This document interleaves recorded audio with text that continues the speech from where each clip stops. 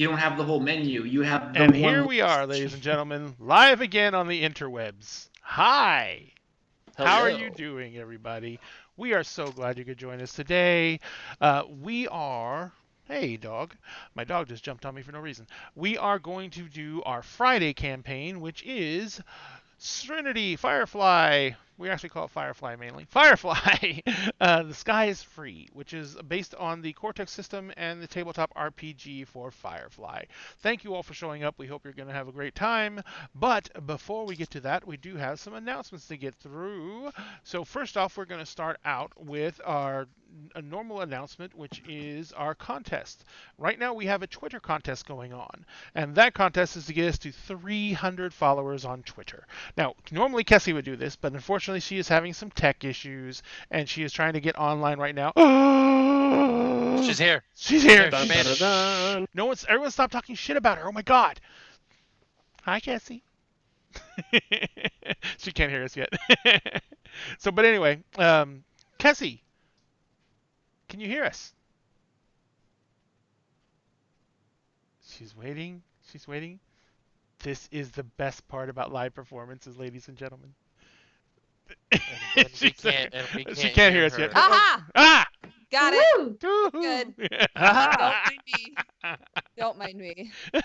I'm just an absolute mess. It's okay. We love you even though you're an absolute mess. Because guess what we were just about to talk about? Yeah. The Twitter contest. Yeah. Uh-huh. Do you want me to just go with it You since mean I the was already Twitch starting? contest? Twitch contest? The Yes. Twitch See, you're already better contest? at it than I am.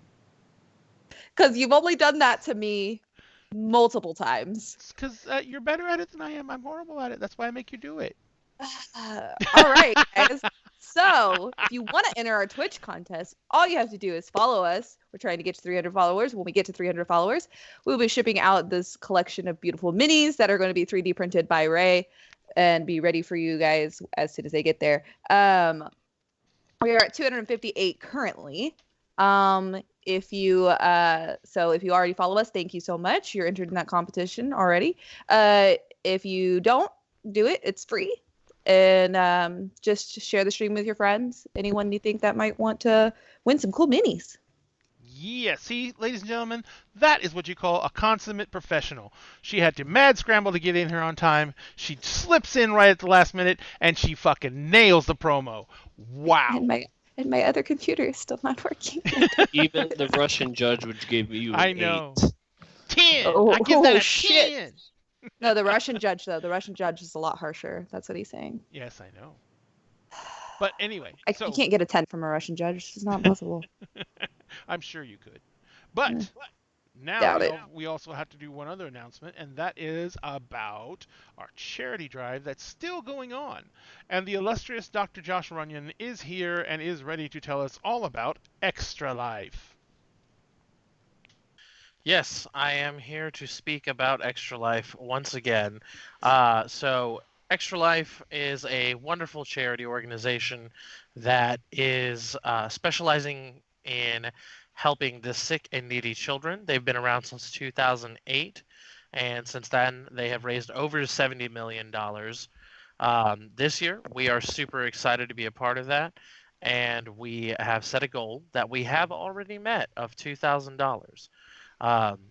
That is going to still be going on, though. We are going to still be trying to get higher up that ladder. Currently, we are at 2,445. Thank you once again to everybody who has given and who has shared. We wouldn't have gotten this far without you. But that is still going to continue until January 14th. And up until then, we're going to be putting that link out that you guys can follow. It's going to be on our Twitch stream chat. It's also on the Facebook page. It's also on our Twitter.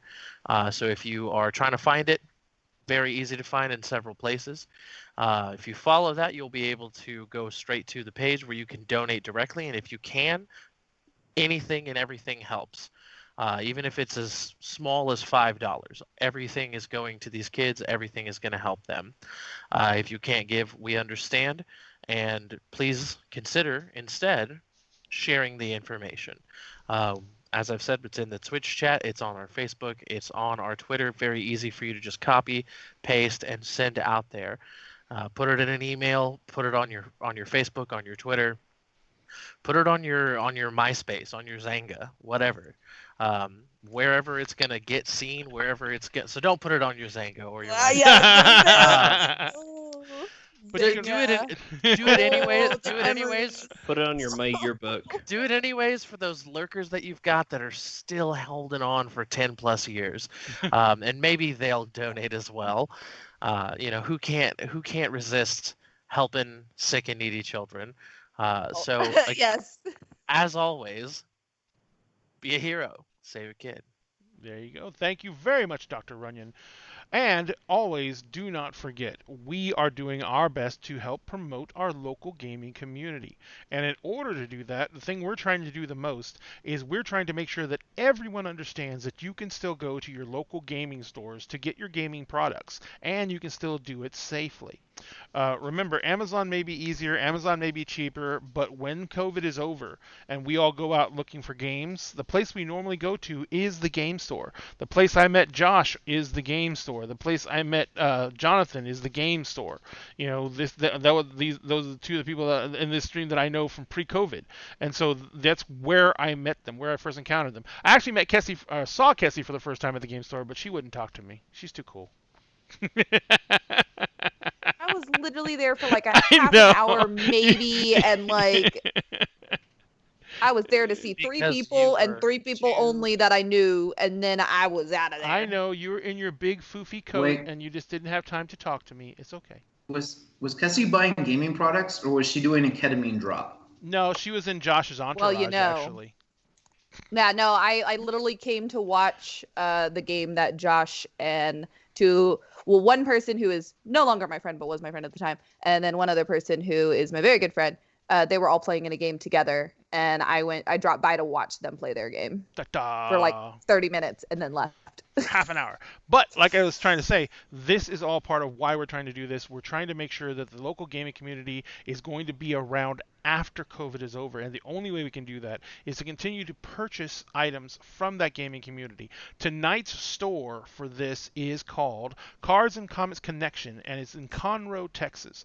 So if we have anyone here who's in the Conroe area, North Houston area, Spring area, and they want to pick up some local comics, Cards and Comics Connection in Conroe is doing curbside pickup. They're requiring master visits. They're doing everything they can to keep their community safe.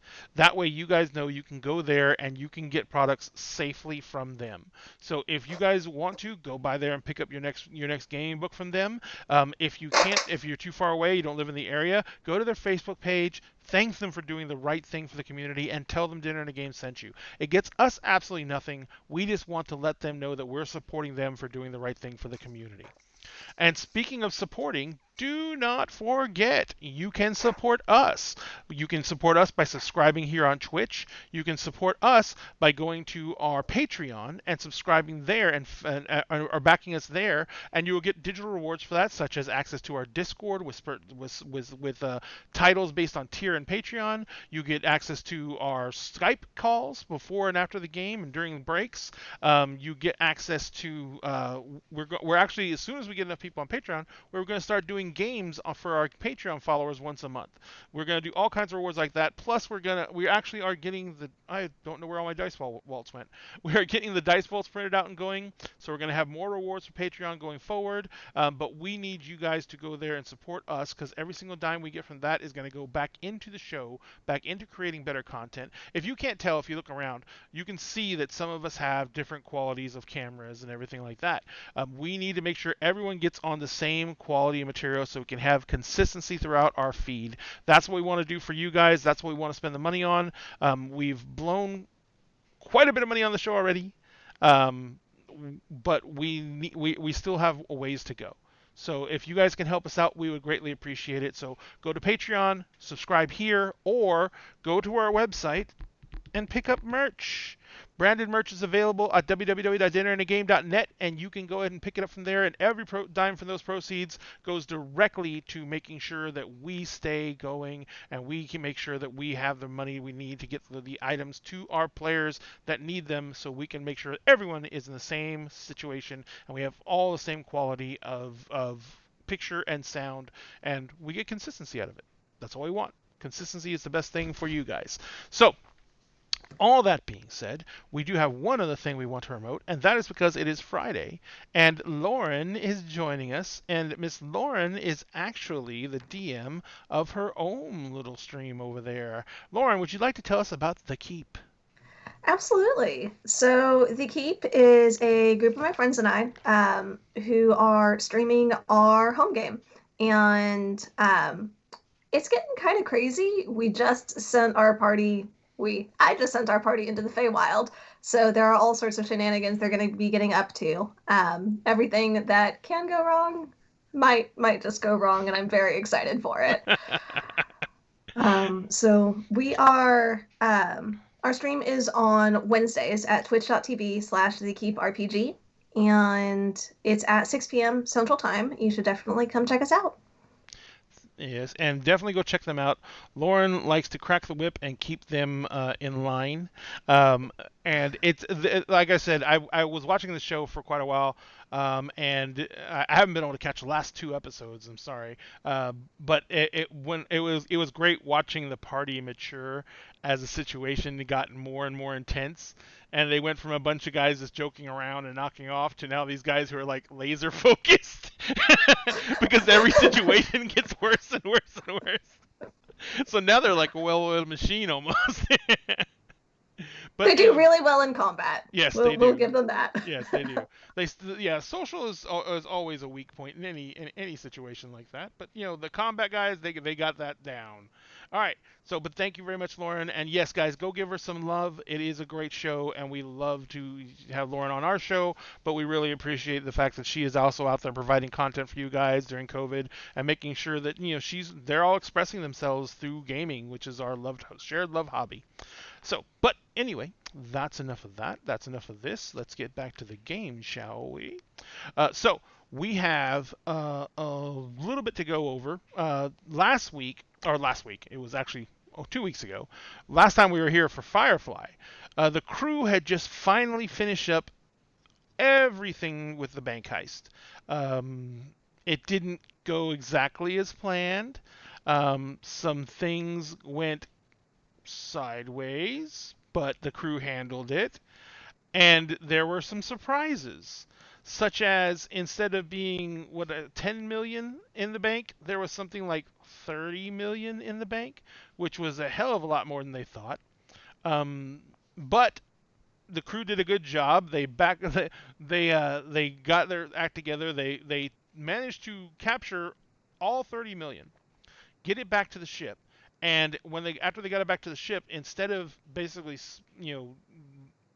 splitting the entire or giving the entire amount over, number one, they found out that the Triad had captured Marion, the lady who actually contracted them to do the job, and they pretty much held her hostage to make sure that they were going to get what they considered their fair cut. They also informed Marion that they were taking a 20% interest in her mine. So, but everyone was pretty much, they had their hands tied. So it was a general consensus that it was better to let this situation lie than try and directly oppose the Triad when the Triad had all the cards. So, but the Kirintor, the gang that they originally stole the funds from, was apparently setting up the bank on this planet to be a money laundering operation. And they had already made several unbeknownst deposits to them of large sums of unlaundered currency. And so they were going to be starting the laundering process through this bank and using this legitimate purchase as a way to start the money laundering. So the Kirintor are, of course, going to be slightly ticked off once they discover what happened, and which won't take too long. And Dubujak is definitely not going to be better off for it. Dubujak being the man who originally stole the mining operation from Marion. But the rest Dubujak. But anyway, but other than that, you guys were actually heading to help Baden out in a situation. You know generally where he is. You don't know exactly where he is, and you have no idea how to contact him. But you guys were trying to head his way, and I do believe Hank was or Henry was up in the in his engineering station creating a shopping list. Wait, hold on. Yeah, Did you 'cause- just call 'cause- me Henry? I yeah, think Hank. yeah. No, he said Hank, and then you like Yeah, corrected to I Henry. corrected to Henry for some Only my mother calls me Henry. reason. And she did. Oh, Yeah, because Yikes. we were able to walk out of that with like a really 6 million, with like six or 7 million. It was 5 million. It was 5 million, Five. and then your cut of from the money that you got for getting paid out instead of getting a stake in the mine. Because remember the Golden Dragon Triad said that you were not going to have a stake in the mine, but they did honor the contract and paid you out the percentage. So Yeah. So we're literally millionaires. yeah, Yeah. Suck it, Regis. Space Regis filming. Um. you don't have to go on this crappy show anymore. Yeah. So it's been a minute. I know that we're headed to. We're headed to Blue Sun No, territory? no, you're still No, in Kaldasa okay. system. Okay, because he was. That's what it was. He said something about going to Blue Sun territory. That's what it was. Okay, I couldn't remember if he was like, "Hey, we should go back to Blue Sun territory," and we were like, "What the fuck?" And now and we actually are to go get him, or if he was just like, if he had just said that to get our attention. Yeah, he basically put together a video call, a pre-recorded video call that he sent to Jude, and he basically put every single red flag he could think of in there that she would possibly pick up on, and she did. So you guys, and because of previous conversations, she knew where he was basically headed, but she can't track him down now. So you're kind of just going to where you know he's supposed to be. Okay. So how far out are we from 36. It was there? 36 hours at the end of last game. Right. And we Out stopped. am I? Huh? And how far out am I? You should be making Planetfall. Okay. And we were able to do a top off before we left, right? Mhm. Since we were at the station. Okay. Yep. Cool. Cool. Yeah. I mean, I guess we've set that course, and we're You guys all have just posted. kind of. Yeah, you got. If I remember correctly, with the 36 hours you had of flight time, you were actually going to try and get some rest. Yeah. Because you've been going on It's- fumes for a it's couple of been- days. It's been a crazy couple of weeks. Because we were flying together for months beforehand, and it seems like everything else that happened back then was just ultra tame in comparison to these last few weeks. It pretty much was. I mean, you guys were just doing doing jobs, trying to keep flying. You know, pretty much everything was legitimate but low pay. You know, it was just enough to keep the lights on and keep the tank full. You know, but with great risk opportunity comes great risk, and you guys have been, and you've kind of been forced into most of this.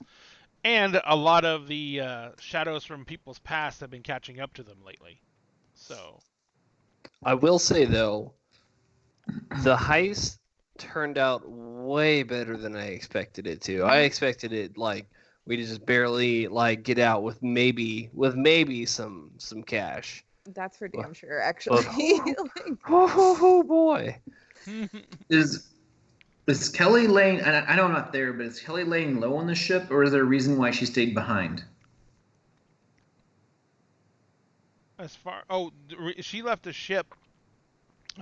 Remember, she had a relationship with Marion. Okay, she went with her. Yes. and she kind of like left on the station because she decided she was going to go back because Marion is being strong armed by the Chinese Triad, and so or the Chinese Triad, the Golden Dragon Triad. So she's being strong armed by the Triad, and she's kind of Kelly and she were pretty much very close when she was in prison. So now she's taking some time to go back and just try and give her some help. And they were roommates. Wait, hold on. Who had the top bunk and who was the bottom bunk? Kelly All right. Kelly was most likely top bunk, Yeah. or at the very least, like a very powerful bottom bunk. They would switch bunks every now and then. That's variety is the spice of life. Anyways, Wait, hold on. You spice? spice. Oh, God. So All right. so we're essentially going in blind on this. Yeah, the biggest issue is you don't know. You know what planet Baden's supposed to be on. You know where Baden's supposed to be, but you do not have any way of tracking him or contacting him. His transponder still says he's back at the what's the name of the freaking planet, Jonathan? It was a space station above a planet. I don't remember the name of it. I Yeah. apologize. And that's okay. That's okay. All of the stuff that normally you'd use to find him, like when you try and send him a wave, it's all going back to that apartment that he's told Lauren. He told Jude that he was no longer in. So it's all going back to that location. So apparently he's trying to make people Actually, think. I didn't say I wasn't there anymore. I mean, I told her previously I was planning on going on this trip. Sorry. Yes. But when I sent the message, I made it sound like I was going to stay in the apartment until I figured out what I was going to do. Mm-hmm. But you did. So pre-landing, I want to make sure that my hair is styled differently, that I'm Okay. dressed completely differently, and that I'm as discreet as I can be. Right. When we land, the first place I'm going is I'm basically going to pick up 2 burner phones. Judo Jack. I just saw the Judo Jack illustration. It's beautiful. So, And a Sharpie. what you're going to need, because this is going to be utilizing, your ability to acquire these illicit items. So we're going to need to get a roll going on this. It's going to be your mental. Oh, no, sorry, your social, not your mental. Your social plus, let me think. Would it be influence or survive, do you think? I think it might be influence on this one. Are you trying to use contacts? Or are you trying to use money? I mean, I know it's going to be a little of both. That's understandable. But, I mean, what's your main way of trying to get these illicit items on a planet you're really not familiar with? I really don't want to be trying to do contacts because I'm trying to stay away from things that might tie me to where they're looking for me. Mm-hmm. So it's probably going to be... But I mean, is mainly outdoors. You can pick up a burner phone at a Walmart. Like... Yeah, but the problem is you're trying to get something that's untraceable. Correct? No. I'm not so worried about it being untraceable, as the sense that like it's not technically registered to me at the moment. Does that make sense? Yeah. No. Okay. I see what you're saying. All right. So yeah. No, that's fine. You can do that. I get what you're going at. I get what you're going at. Yes, you can do that with ease. Okay. So on one of them, on the back of it, I'm gonna write something in Sharpie, and I'll tell you what it is so you can bring it up later. And then I'm going to walk back over to where we just landed because I'm sure that's like an airport where there's a hub where you can do all this stuff pretty easily. Mm-hmm. And I'm going to walk up to the guy that would normally do fuel maintenance and ask if I can speak to the manager real quick. All right. Well, he basically looks at you kind of funny and is like, all right. And he kind of looks over his little shoulder. He's like, Earl, this guy wants to talk at you. And this other guy comes walking over, and he's got like an oily rag in his hands. He's wiping his hands off. He's like, what can I do for you? Actually, it's what I'm about to do for you. Oh, shit. So here, here is a wave address. Send this wave an invoice. Tell them they owe you 1,200, and that you've charged them 800 in penalty fees for being late, and that the money's past due and you want it immediately, or you're reporting them to the Alliance. They'll pay you the bill in less than 3 days. What the fuck are you talking about? You don't remember fueling these guys up about a year ago? They owe you money. They're going to pay you 2,000 credits when they land here in 3 days or less? Why would I do this? Because when he lands, you're going to give him this. And I hand him, like, the phone that has the Sharpie on the back of it. So they're going to be here when? 3 days or less. What are they flying? They are flying in a ship called the Borealis. Gotcha. And you want me to send that wave now, yes? You send the wave now, I promise you, they will give you the money. Alright. And all I have to do is hand over this phone. And all you have to do is hand over the phone. I'm gonna get screwed somehow, but fine. And you see him walk over to a console, and he types in for a few moments, and he sends it out, and he's like, alright, they'll have it soon. He's like, if not, I got a free burner phone. So, Jude, you are sitting there at comms, or at your station, I should say, and and you basically see a wave come over, and it's not from anyone you recognize. It's from the basic location is from a spaceport. The spaceport you're actually headed to, on that small planet that's orbiting that. The small moon that is orbiting the gas giant, and remember, it's a moon. It's actually kind of like a recreational moon. It's a lot of water on it. And it's also a well-known place because a lot of the cartels and other nefarious organizations actually like to do things like have meetings here and meetups here, and a lot of them own a lot of resorts here. So, and this is pretty much a holiday place. Or should I say a holiday planet? But anyway, it's from a spaceport on that planet, and it basically is from a fueling station there, from the manager there, and he's basically saying that you guys owe him, 1,200 credits, and that he's charging you late fees, and that when you get here you better pay him, or you need to pay him before you can land here, and that you need to come see him as soon as you get in. Okay, and this is from the planet that we're heading to? Yes. That's mighty interesting, considering we haven't actually been there yet. He's basically saying that he's gonna put you on lockout if you do not pay him what you owe him before you land. Okay. So in the time I've been traveling with these guys, do I have a sense of if it's the Cap or Hank who holds the purse strings?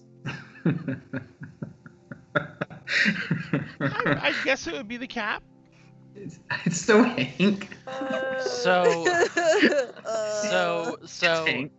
So I would say that I make the call for crew payments and make sure everyone gets paid, Mm-hmm. and distributing cuts and all that, being that I'm the captain, that's my job. But I would definitely say that Hank makes the call for what is needed for the ship. Gotcha. Cap makes the executive decisions. Yeah. If Hank's hey, we really need this part real bad, I'm yeah, that tracks. You're the mechanic. I am not. Okay. And like this ship was an investment for him too, so I know he's probably not like, he's probably not going to be like, I need this money for the ship, and then I'll find him in his room with space cocaine and space hookers. Space cocaine and space hookers. Oh my god. Space hookers Is- are virtual. Wait, is space cocaine the new name for ketamine? Ah, no! No, I was very See, pointedly. I don't need to buy that. Yeah, like we get I got that the for- ultimate supplier right we I here. get get that- it. we I get get that it whether I free. want it or not.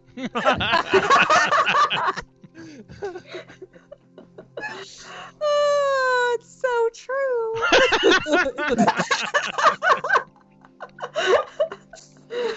All right, so I'm just a giving person. Sorry. It's part of the contract. So I would probably get Hank's attention then, and get him to come up to review the message and clear the funds, and just to inform, because we haven't been to this planet before, and What this you know is an interesting tidbit of information, and it could very well be there's something to do with our good friend going on here. gotcha. So Hank, you get called up to the cockpit. As I'm rolling around in money. Huh? What? I'm just kidding. No. Around the money. No. I was making a list, several lists, but I'm just gonna be like, hey, what is it, Jude? I show him the invoice, and they're charging us fees for a place we ain't been to yet, and this is where we're headed. And it looks like if we want to be able to dock, this is something we got to take care of first. Now, Game Master, what is Hey, that's the what is the logical conclusion that I can think that Baden has somehow set this up, since we are going to this planet for him? Well, you 'Cause I number will one, say you that have not been to this planet for any reason, unless you went Yeah. here on vacation. That's how you get space herpes. Oh my god. But no, you haven't been to this planet for any reason. So that is a big red flag right there, all by itself.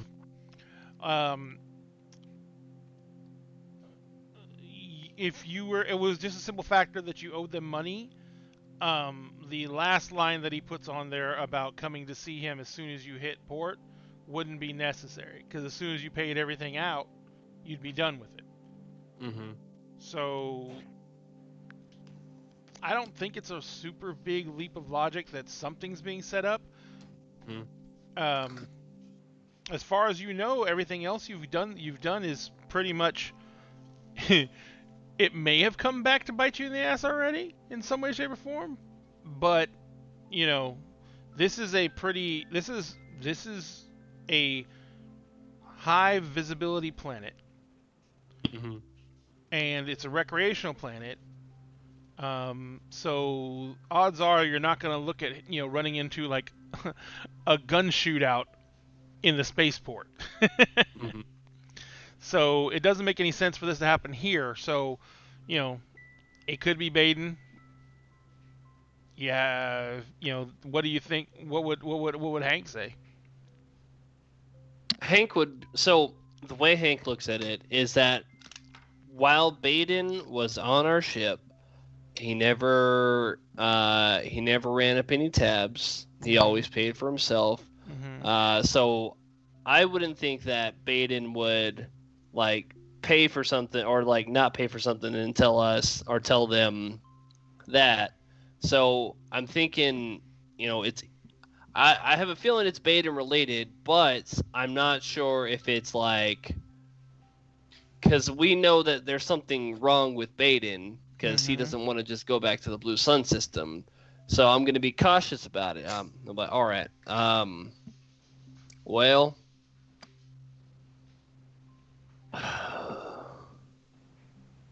I think that, we're going to go have to check this out either way. We're going, this where we're going to have to we're gonna be at that space station, Mm-hmm. so we'll go in and check it out. I don't know. I reckon that's a cap decision right there. Alright, I'll go ahead and let him know. All right. You need anything? Just give me a holler. Will do, Hank. Thanks. Then I go ahead and contact the cap and Gotcha. pass on the same message. Is sleeping in his quarters when he gets this message. So the ship's comm goes off, and you are disturbed from your lovely dream, and you roll over, and there's a bunch of money stuck all over you for some reason. Then you remember you threw money all over the bed before you lay down. Nuh-uh, No, I collected that's- that money. No, I collected that money, that's thank you. that's a Hank thing. That's not a Parrish thing. All right, so yes, but the ship's comms go off in your room. And waking you up. What? Sorry to disturb you, Cap. We got an interesting message. Someplace we ain't even been yet has come collecting. Think it might have something to do with Baden, but there's no signature, nothing on it about his name on it. So I'm going to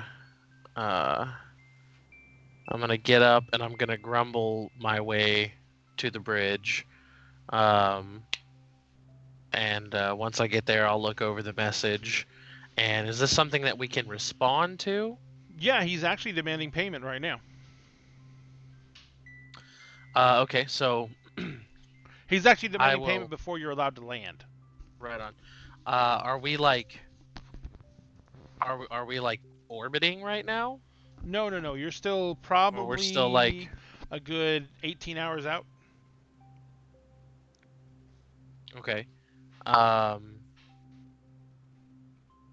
So I'm gonna get on comms with him. I'm gonna say, this is Captain Alan Parrish of the Borealis. With whom do I have the pleasure of speaking? So there's a bit of a delay on it because still the distance out. But the response comes back after a minute, and he's like, "This is the fueling manager at Spaceport 7." He says, "We have some outstanding debts that you are owed that need to be paid before you can be allowed to dock here again. And you have to pick up an item that was left here. All that needs to be cleared out before you can land." And what is what's the amount on this outstanding fee? 1,200 plus late fees. What's the total? 1,600. For 1,600, this whole thing gets settled? Except for this, you coming to see me so you can get the items that you left behind. And what's the nature of this debt that was incurred? You have to run that by me again. Well, since I'm the fueling manager, it would obviously have to do with fuel. At a planet that we have not visited. You want to run a check on your manifests one more time and double check on that? Look, yeah, that's fine by me. If you don't need to land, you don't need to land. I was just told what I was told.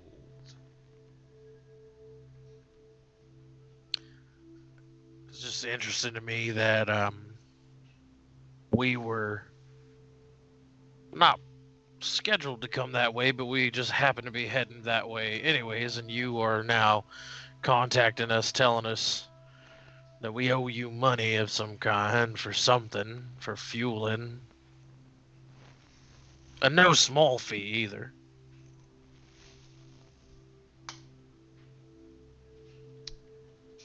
What do you want me to say? It takes money to fuel a ship.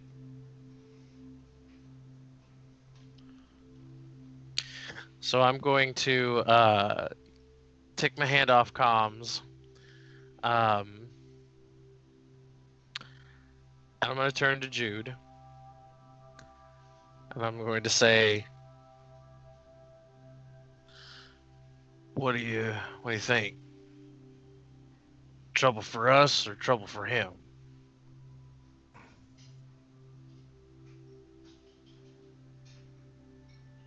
Honest, I don't know. It doesn't. It's just this ain't right. We've never There's been something here. hokey going on. And I don't know why Baden can't just send to us direct. I've been talking to him this whole time. If something's happened, if they're extorting him, I mean, if this is some weird play at ransom, Cap, I got all these situations running through my head, and I just don't know what to think anymore. So I'm going to take out a little black book that I have, that I get all of the crew's payment information, and like all of the kind of more clerical duties of my position. And I'm going to make a note for 1600, and next to that, in very bold print, underlined 3 times, Baden. Where the cost of expense and where the expense comes from. I'm just going to say Baden, and then I'm going to transfer that money. I guess I will transfer that to this guy. Yeah, that's another thing. When you go to transfer the funds, you notice that the link he sends you over to transfer the funds to is not to the port accounts. Son of a bitch. If this is, as I'm transferring it, I'm going to turn to Jude and I'm going to say, if this is some dumb bullshit to like keep up some sort of ruse when he could have just called us and given us a different kind of coded message to tell us where he was, I'm gonna punch him in the face when I see him. Right in the square in the jaw. Mark those words, and I'm gonna send the money over. All right. so we can land. After a few minutes, like I said, a little bit of delay there. Yeah. After a few minutes, he comes back on. He's like, transfer received. I'm going to give you a docking berth that you can land in. He's like, and I'll be notified when you get there so I can meet you and give you back your property. Appreciate it. Look forward to seeing this all resolved. Same here. Port 7 out. Port 7 out. Port fuck you. Port 7. 1,600 Goram credits. We just pulled off a heist. I'm gonna punch him. So, what are you guys gonna do for the next 18 hours? Table tennis. Table tennis. All right. No, I will be building the list of parts that we need. So I'm going to do a full scan of the ship. Okay. Anything that is basically on the half-life or whatever, I was going to go ahead and replace, or at the very least get a part for. Gotcha. And then I am going to be tinkering. Okay. Well, just getting the list done. I mean, the Borealis is a fine ship, but she's an old ship. and you picked her up in that condition. You've been doing a great job of keeping her flying, but you've always needed to do a lot of upgrades. You knew that. Your systems, and stuff like that. You've wanted to do some major upgrades for a long time. So, you start the list, but the list keeps on getting longer and longer as you keep on remembering how much money you have and how far that would go to getting the Borealis in the exact shape you want it. Mm-hmm. Which is still cheaper than buying a new ship, of course. But you also know you do have money to get a new ship.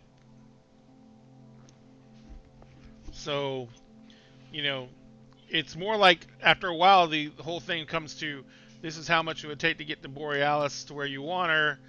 This much more, which is not a significant amount. Well, it is a significant amount of money, but it's still within the budget.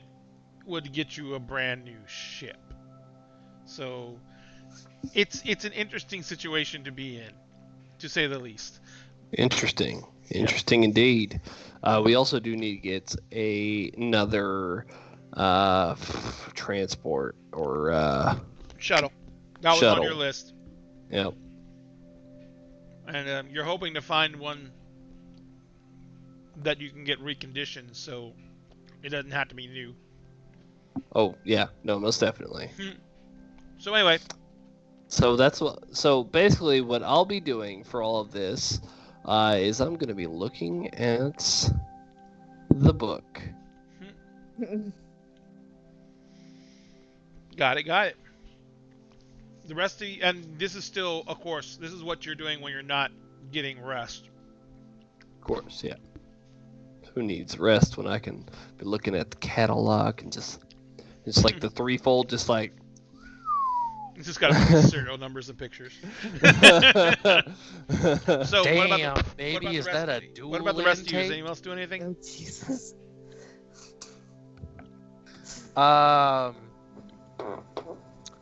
So when I'm not having to like take a shift, I'm going to be reading my favorite book. I haven't had a chance to sit down and just read in a while. So I'm going to just kind of take some personal time and try to take my mind off the fact that I potentially just got swindled out of 1,600 credits for nothing. Maybe we'll see. And I'm trying to stay calm by reading The Old Man in the Sea. The Old Man in the Sea. Oh. All right. So, what about you, Doc? I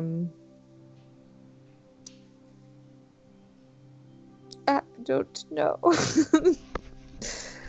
Would you just like- be basically once again recataloging everything in the med bay? Yeah, of course. Showing Just- things up and Taking inventory, seeing if there's anything that we desperately need. yeah. Well, thanks to your black bag of tricks, there's really not much that you need in the way of. I mean, meds. yeah, but it's gotta run out eventually. I mean, but you have diagnostic tools you'd like to get.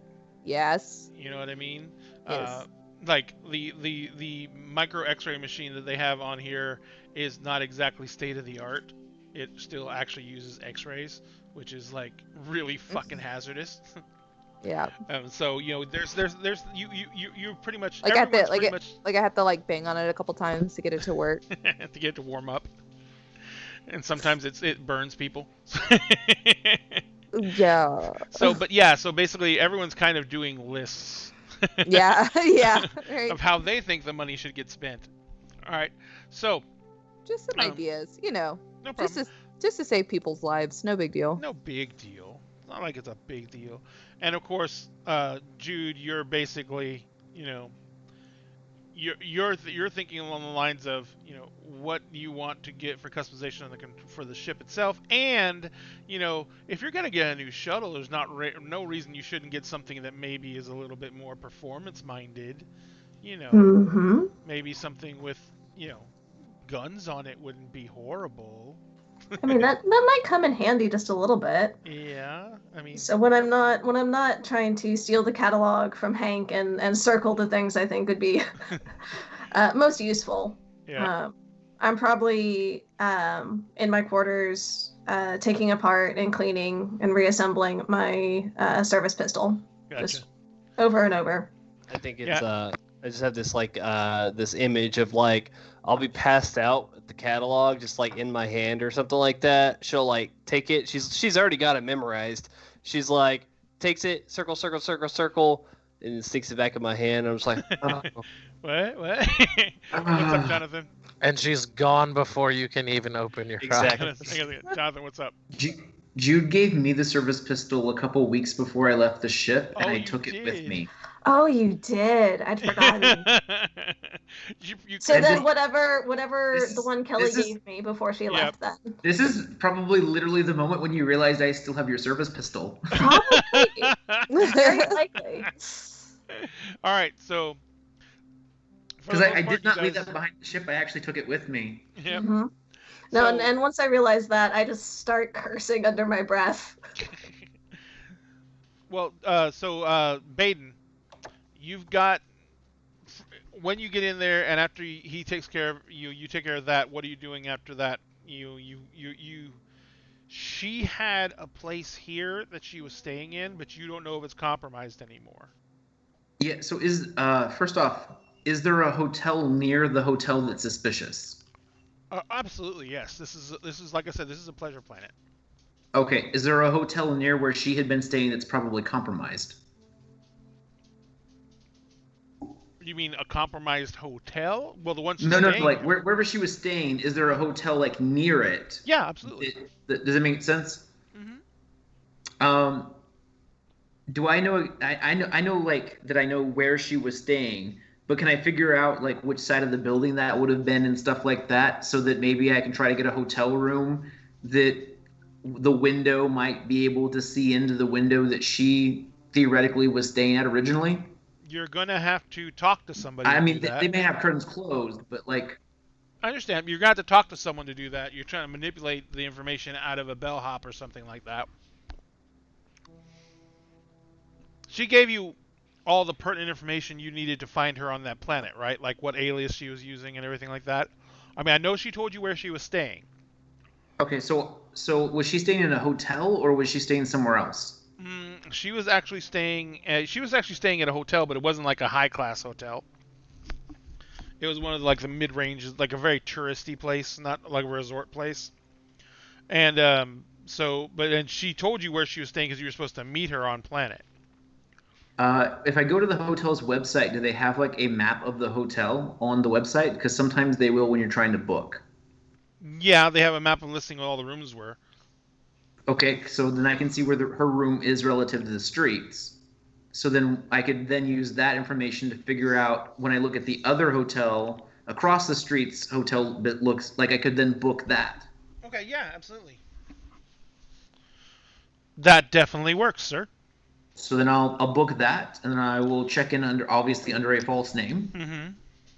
and then I will go upstairs and see whether or not I can even see into that across the way or not.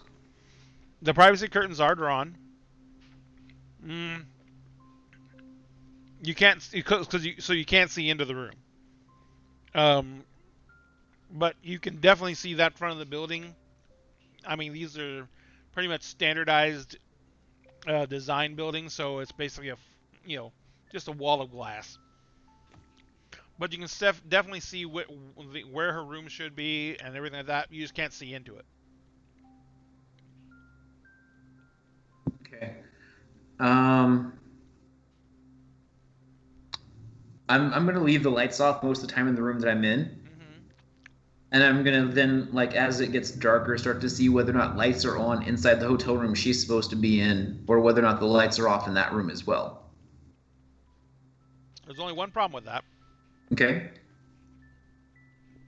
You don't even actually technically have to have privacy curtains in these rooms because the glass can go fully opaque or or not. Mm. Oh yeah, we're doing the high tech world stuff. Mm-hmm. So if I can see the privacy curtains, though, I know that the glass is not actually been darkened.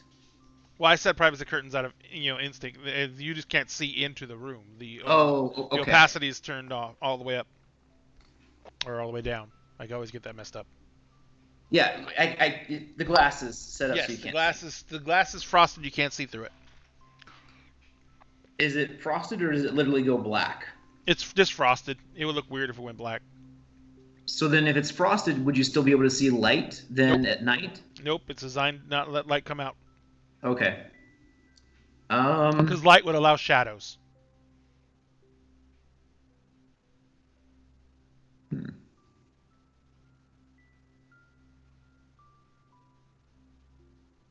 What are you doing? I will. I will book the hotel room below where she's supposed to be. Okay. Right about the time you're doing that, because this has been like maybe 2 or 3 hours since you left the spaceport. Oh, did you give that guy a way to contact you? No. Okay, never mind then. You're just hoping that that message gets through. All right. So Well, he made it directly in front of me, so. he sent the wave directly in front of you. Well, yes, but I mean All right. So you book the room directly below hers. What are you gonna do after that? I'm gonna see if I can hear anybody moving around above. Oh, you're gonna go over to the other hotel and go into that Yeah, room? yeah. All right.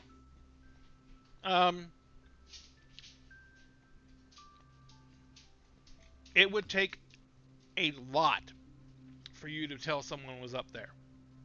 Um, this is cement fabricated buildings. Someone of my size would have to be jumping up and down on the floor for you to be able to tell there was someone up there. Man, this went from a shoddy hotel to a really nice one. It's not really nice. It's just they're fabricated buildings. So they're all made out of standardized material, and this is like Okay. cement Well, poured then, concrete. Are the walls between the rooms going to be as thick as the walls between the floor and the ceilings would be? No. Then I'll book one of the rooms next to it. Okay. Either the left or the right. Do me a favor. Roll me percentiles.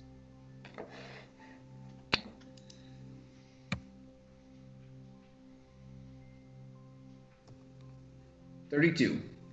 Why am I not seeing that? You can't see when I roll 20 what I rolled? No. Oh, I see why. Do you need to scroll down? Yeah, I need to scroll down. It didn't automatically scroll. All right.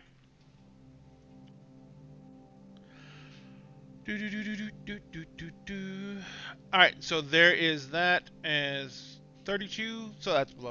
All right, so you can get one of the rooms is actually vacant. The room itself, actually, the room itself is vacant.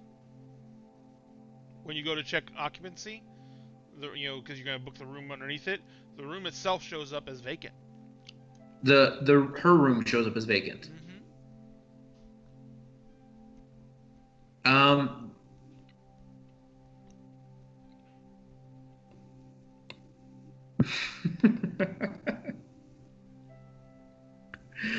Okay. I am going to still just go ahead and book the room that was next to it. Okay. And then when I get over there, see if there's a cleaning lady on the floor. If there's not, you can always wait for one to come by. Yeah, and then I'm gonna play the ruse game of I got locked out of my room, the key's not working. Like try to convince her to just let me into the room that was the one she had been in instead. I'm gonna try to con her. Gotcha. All right. She doesn't really care that much. But she doesn't also want to lose her job. Right. And so I'm going to go ahead. You're going to make me a roll against a TN of. Ooh, I gave you a 1. A TN of 9. And you can put a complication in there to give yourself a little boost. And you're going to be rolling. Oh, what we can re-roll here? Social, obviously. Yeah. Influence, social. Yeah, influence would be good. Influence would be good. That'd probably be the best one. Yeah.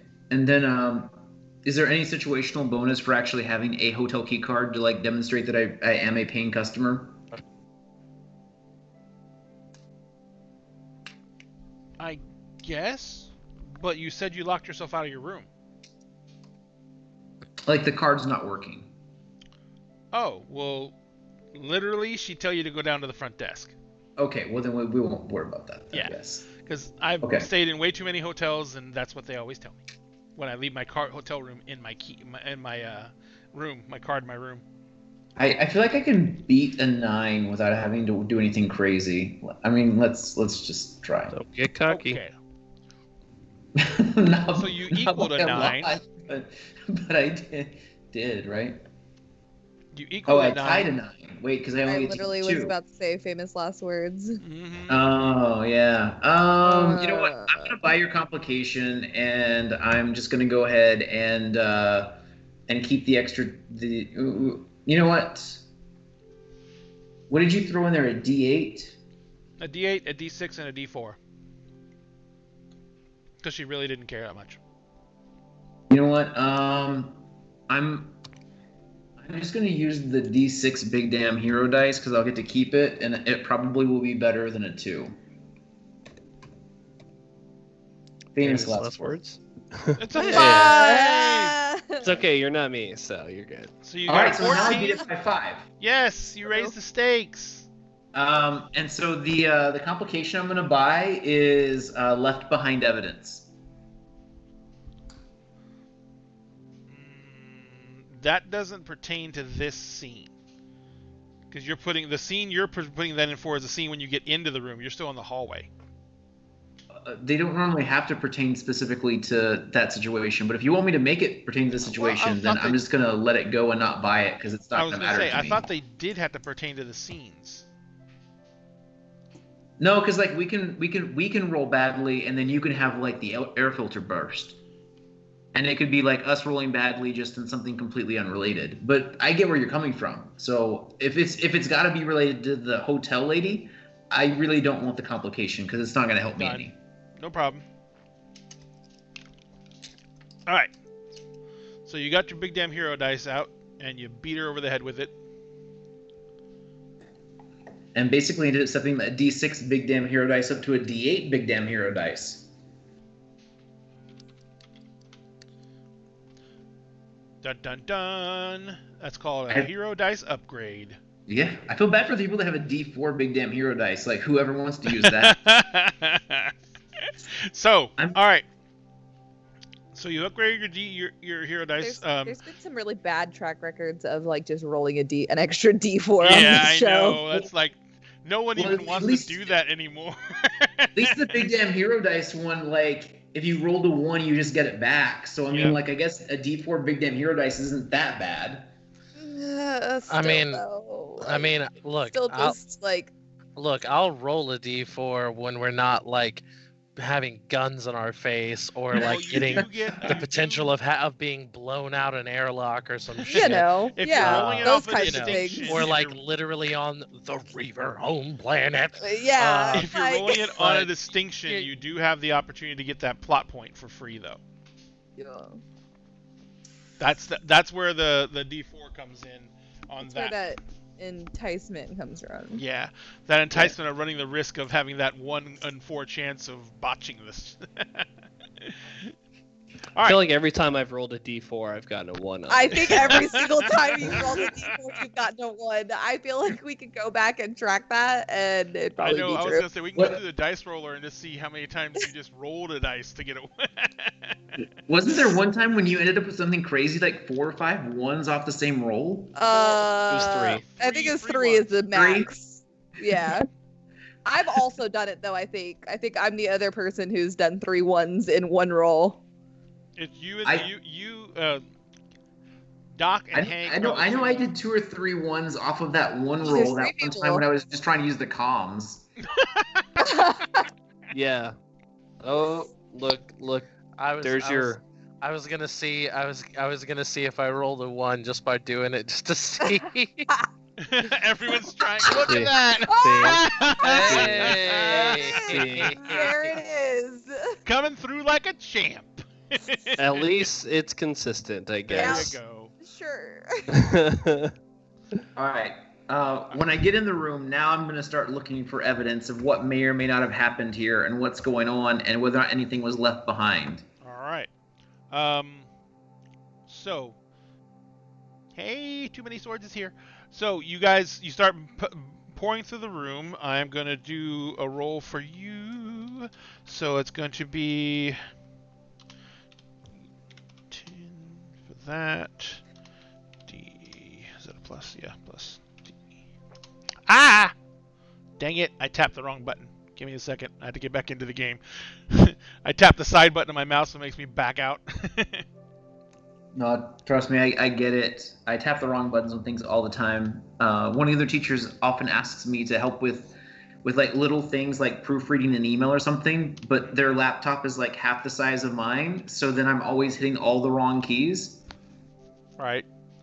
Yeah, it's fun. All right. So the grand total is a 9. But I'm going to spend... Oh, sorry, 10. I'm going to spend a plot point to make it a 14. Okay. So that is your target to search the room.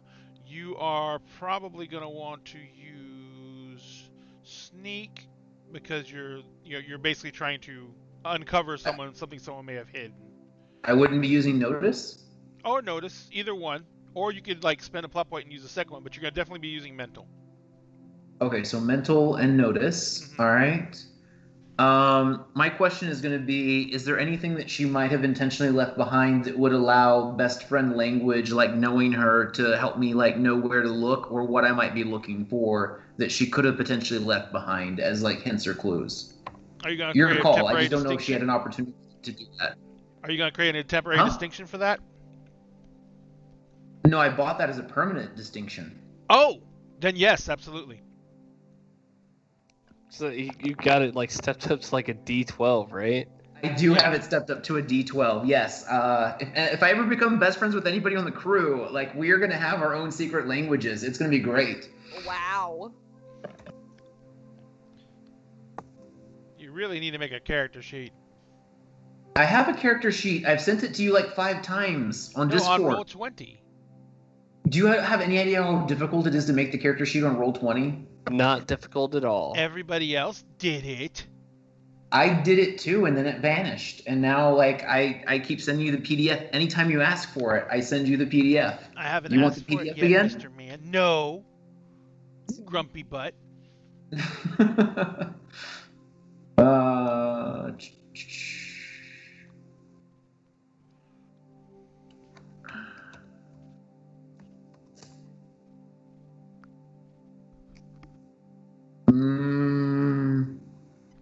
All right, so let's see here. All right, I'm gonna spend a plot point to use my eidetic memory of knowing everything I've ever known about her, but I'm gonna have to obviously wait until after I roll this because it automatically gets added.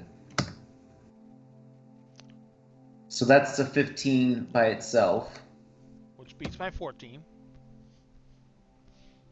and then this gets added. So then That costs a plot point to add, right? That it costs a plot point to roll and add simultaneously. Mm-hmm, mm-hmm. So So that makes it a I'm- 17. So I'm beating you by 3. Yes. I really want to beat you by a lot because the more I beat you, the more information I'm going to get. Right. What is the biggest dice you used in there? A D10? Yes. Okay, so big damn hero dice. That was kind of crappy. So 14, 16, 19. So that's at least beating you by 5. So you can basically take back that D10. Yeah. You're at 20, not Um, 19. Huh? I'm at 20, not 19? Yeah. Yeah. She's correcting the teacher on math. It's cool. Ooh. Dude, today was the day all the grades were due, and you get a million emails from kids. I am so burnt out of both math and reading. It's like so exhausting. Okay, so, but I'm still just beating you by 5. But if I get Yes. 4 more, I would beat you by 2. Mm-hmm. So then I'll burn another plot point to step it up. So I'm beating you by 2 steps. What do you mean you spend a plot point to step it up? Because I have all these extra D4s from the rolls Oh, that I got it. Understood. Sorry. yeah. All right, no problem. All right, so that means you got you raise the stakes twice. Yep. So number one, you get the big damn hero die back for raising the stakes, and because you beat me by 2 raises, you're gonna get basically an extra incentive off of the items you retrieve. So you begin looking through the room. She lets you into the room. You start looking around. This room, as with most of these rooms, is industrially sanitized after guests leave. Which is, of course, not true in current hotel situations. But it's industrially sanitized. So this room's been gone over 5 2. So there's very few places she could have hid something that it probably wouldn't have gotten knocked out of or bumped around. But eventually, as you're looking around, you're kind of like literally have to pull an edge of the headboard off, which is mounted to the wall, and it looks like it was intentionally pried off the wall on one side. And as you pull it out of there, there is a small mini disc that has been tucked back in there. It's actually been tucked in behind the string, and it's got like a little drawstring that you have to pull it out from behind there with. As you pull it out, it is like a mini. It's like a little SSD drive, and it's that's the only thing you really find in the room. Are you gonna? Do you have it? Do you even care? Are you even carrying a device with you that can read it? Well, I have the burner phone, so if it could read the disc, then yes. Actually, it can. Check the Bible. See if there's money in it. But anyway, so yeah, you slip it into the burner phone and it can read it. It is a lot of surveillance data. Videos, notes. She has been watching the ins and outs of this house for about 2 weeks, which is about the time you and she were in contact.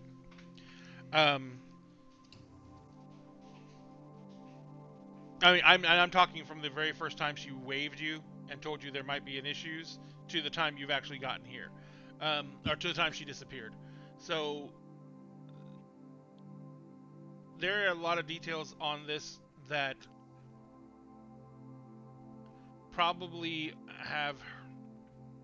If she got noticed for what she was doing, she has pictures of some of the members coming into her actual residence here. You don't know exactly how she got the pictures because they're like, in what's obviously some kind of underground garage facility. There are lots of. So when you say she has members of them coming into her residence, like, can you specify exactly what that Like, means? there's pictures of a car driving on the street in front of the residence, turning Okay. into the gate, going down into a subterranean garage, because there's a below decks garage for deliveries and stuff like that, and then somehow it cuts, and then she is inside that garage somewhere, from the angle of the video, obviously hiding, It might not be at the same time, but it's definitely the same car.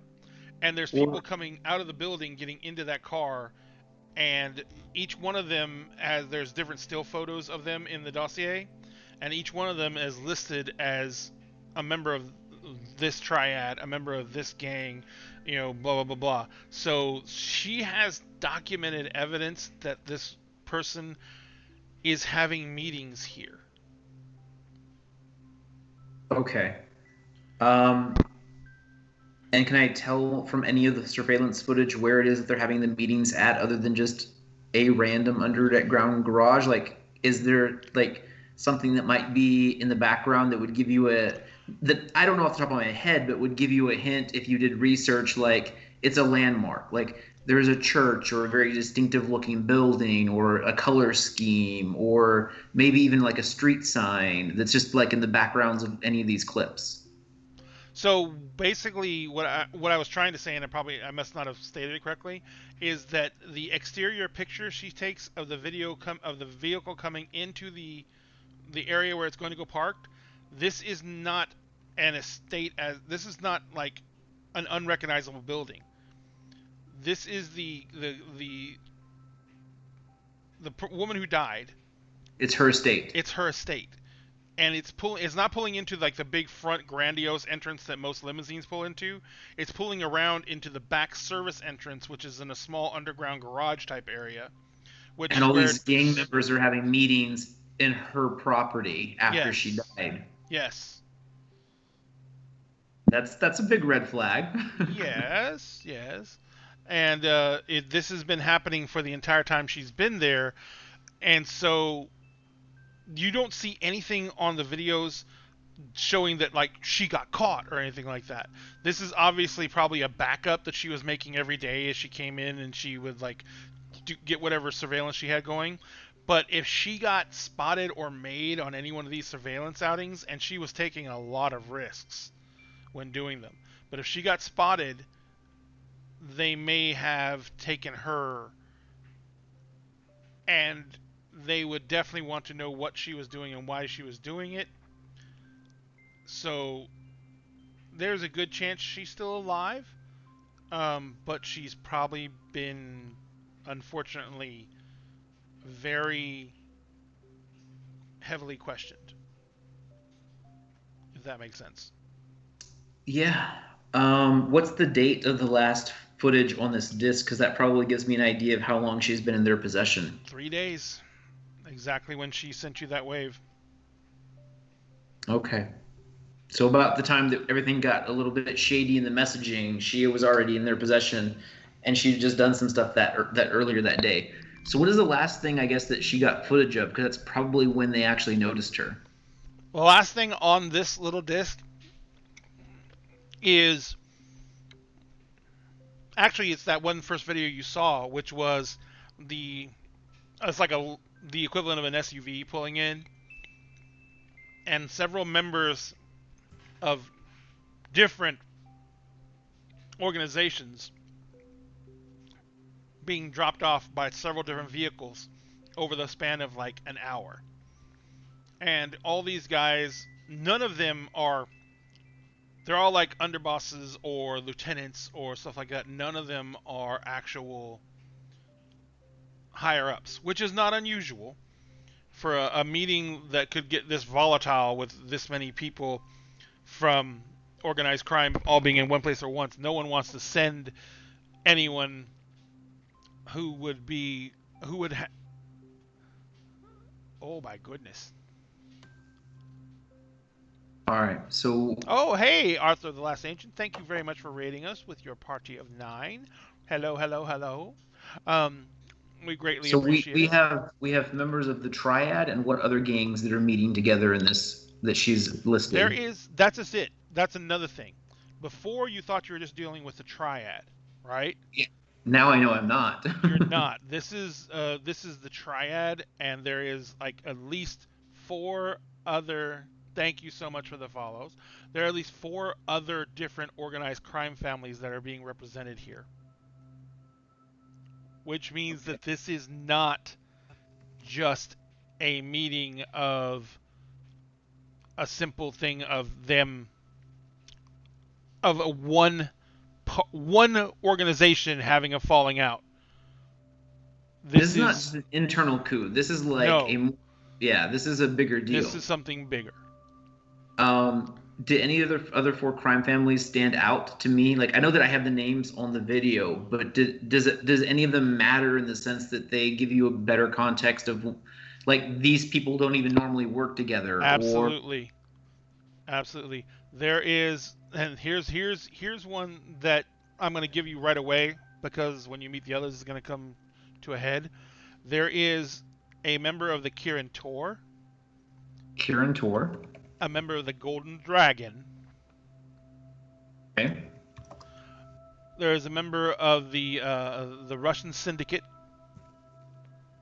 which is literally just called the Russian Syndicate. It's a throwback. And there is a member of the Mayor family. Mayor, like Maor? No, I gotta remember how to spell it, because I don't have that page up in front of me because my computer. Oh no, it's Mayor. Yeah, that's how you spell it. Okay, so like a mayor of a town. Yes. Okay. Am I familiar with any of these gangs? Like, not in an intimate sense, obviously, but just in do I have a vague idea of like what kind of schemes they run or what circles they run in, maybe like by systems or anything? Because I'm sure they have turfs or they have specific kinds of like criminal activities that they might be known to mainly do. Like, obviously not exclusively, but like might be like their calling cards. Yes. And it's not really an exclusivity of location. This is a lot of exclusivity of what they actually what they deal in. Like the Kirin Tor and the Golden Triad, they mainly deal in smuggling. Wait, Golden Dragon or Golden Triad? Golden Dragon, sorry. Okay. Golden Dragon Triad is what it's called. The Kirin Tor and the Golden Dragon mainly deal in smuggling, and they're technically currently competing with each other. Because the Golden Dragon is basically, what was the name of that system, guys? I can't remember it right now. Georgia system. They basically kind of have a stranglehold in smuggling in the Georgia system. Georgia. But they basically, so that is that is their main grounds, and the Kirin Tor are trying to muscle in on that. The Kirin Tor, but they do mostly smuggling. The Russian crime family are basically, they are do a lot of illicit drug trafficking and manufacture, and so it's pretty much they have their own smuggling arm, but it's more specific to what they deal in. And finally there is the Mayor family, and they deal a lot in the aspects of human trafficking, which is basically, in this day and age, with the way it is on some of the outlying systems, it's not slavery directly in name, but there's a lot of indentured servitude, and these people get passed around from employer to employer. You know what I mean? And so, and it's technically illegal, but it's very profitable to do for some of these organizations, and that's what they specialize in. Other than just seeing them meeting, is there anything that like where you could try to read any of their lips or any audio to it, or is it just like visual of the fact that they're all together? It's visual of the fact that they've been meeting for a while. This doesn't take place once. Yeah. This took place, all the videos that she has take place like over the last 4 days consistently, where all of them show up at once. Before that, individually they'd show up every now and then. Okay. But not all together all at once. And then my next question is, the video from like inside the garage, is it always appear to be like at the exact same position and angle, or does it seem like it changes? It does not. So then she probably planted like a camera transmitter there. Probably. And that probably is how she got caught. They probably found it and then traced the signal. That would be a good estimation. Okay. But if she had it that way, who knows how much other stuff she has or had, because she'd have like continuous footage. So Unless that she didn't, probably unless she exists. didn't get a chance to update that footage to this little disc. But if she has somewhere else,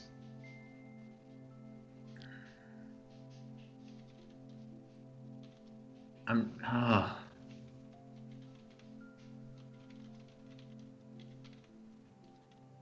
Okay, she hid a disc behind the headboard, so she put the data behind the bed. Not something that usually gets moved during their usual cleaning sessions. No, not at all. Have I checked the air vents? Yes. Okay. This is basically what you got. Yeah. I mean, this is very damning. Very dangerous to have too. Yeah. All right.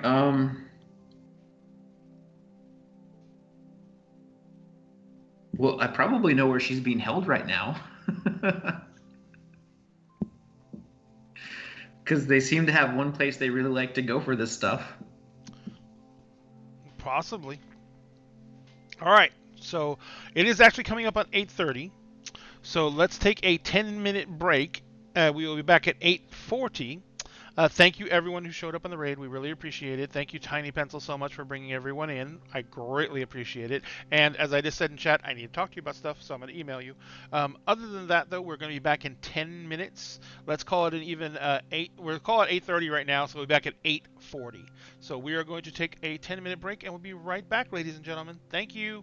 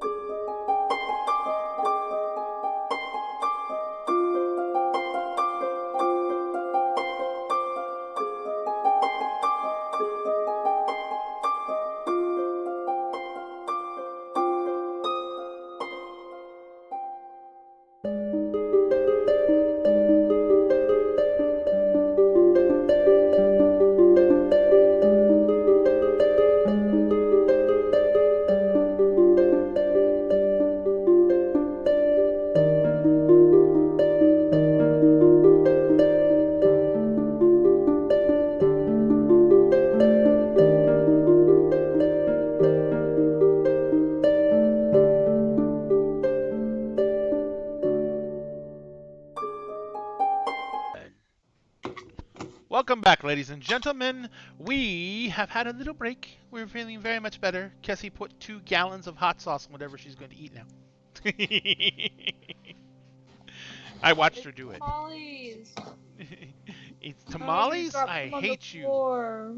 Wow, Aww. tamales. Tamales on the floor. Call the kitty. He will have tamales from the floor. Oh no, he does not need to eat this. Oh, call the doggy then. The doggy. Yeah, wants no, tamales. the kitty cat eats that. We're gonna have a real, A bad guy. night. we're gonna have a real Yeah. explosive situation on our hands if you know what I'm saying. Oh God! Meg just said that she wants to try and make tamales from scratch. I've done that. You're welcome to it, my love. You're welcome to it. That is the most Have fun. labor-intensive thing ever. Mm-mm. So, Are you gonna get like the full like hog's head, pig's head? yeah, well, it depends on if she's doing pork tamales or not. Yeah. So, Mine are Pork very tamales are the delicious. only tamales. no, they're not, but they are the Whatever. best Best tamales. All right, so Meat back to what we were doing. So, Jonathan, you got a lot of data to pour over. This is just what you could read quickly off your phone. Yeah, I want to go back to where it's safer than being inside of this room still, Yes. and do it discreetly so that Gotcha. I can actually like pour through this somewhere that's not here in the crime scene. Gotcha. So I'm going to give you some time to do that. While you're doing that, the crew is basically going into their little landing at the spaceport, and they are, going to the berth that you were given. You land when you land. A wave comes over, and it's the fuel manager again, and he says, "Top you off."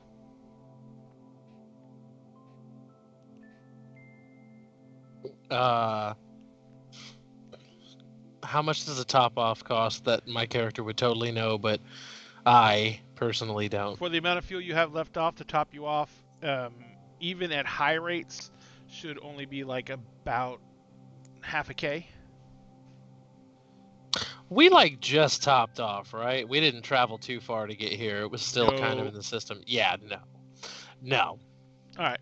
He says, "Well, Yeah, and no. I get on the comms and I say, no, we're just gonna get that package and he's like, call oh, it a I'm day." waiting outside."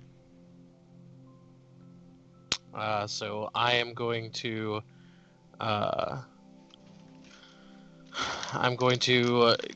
suit up, and by that I mean like actually put on like some clothes that aren't just like my undershirt and some pants.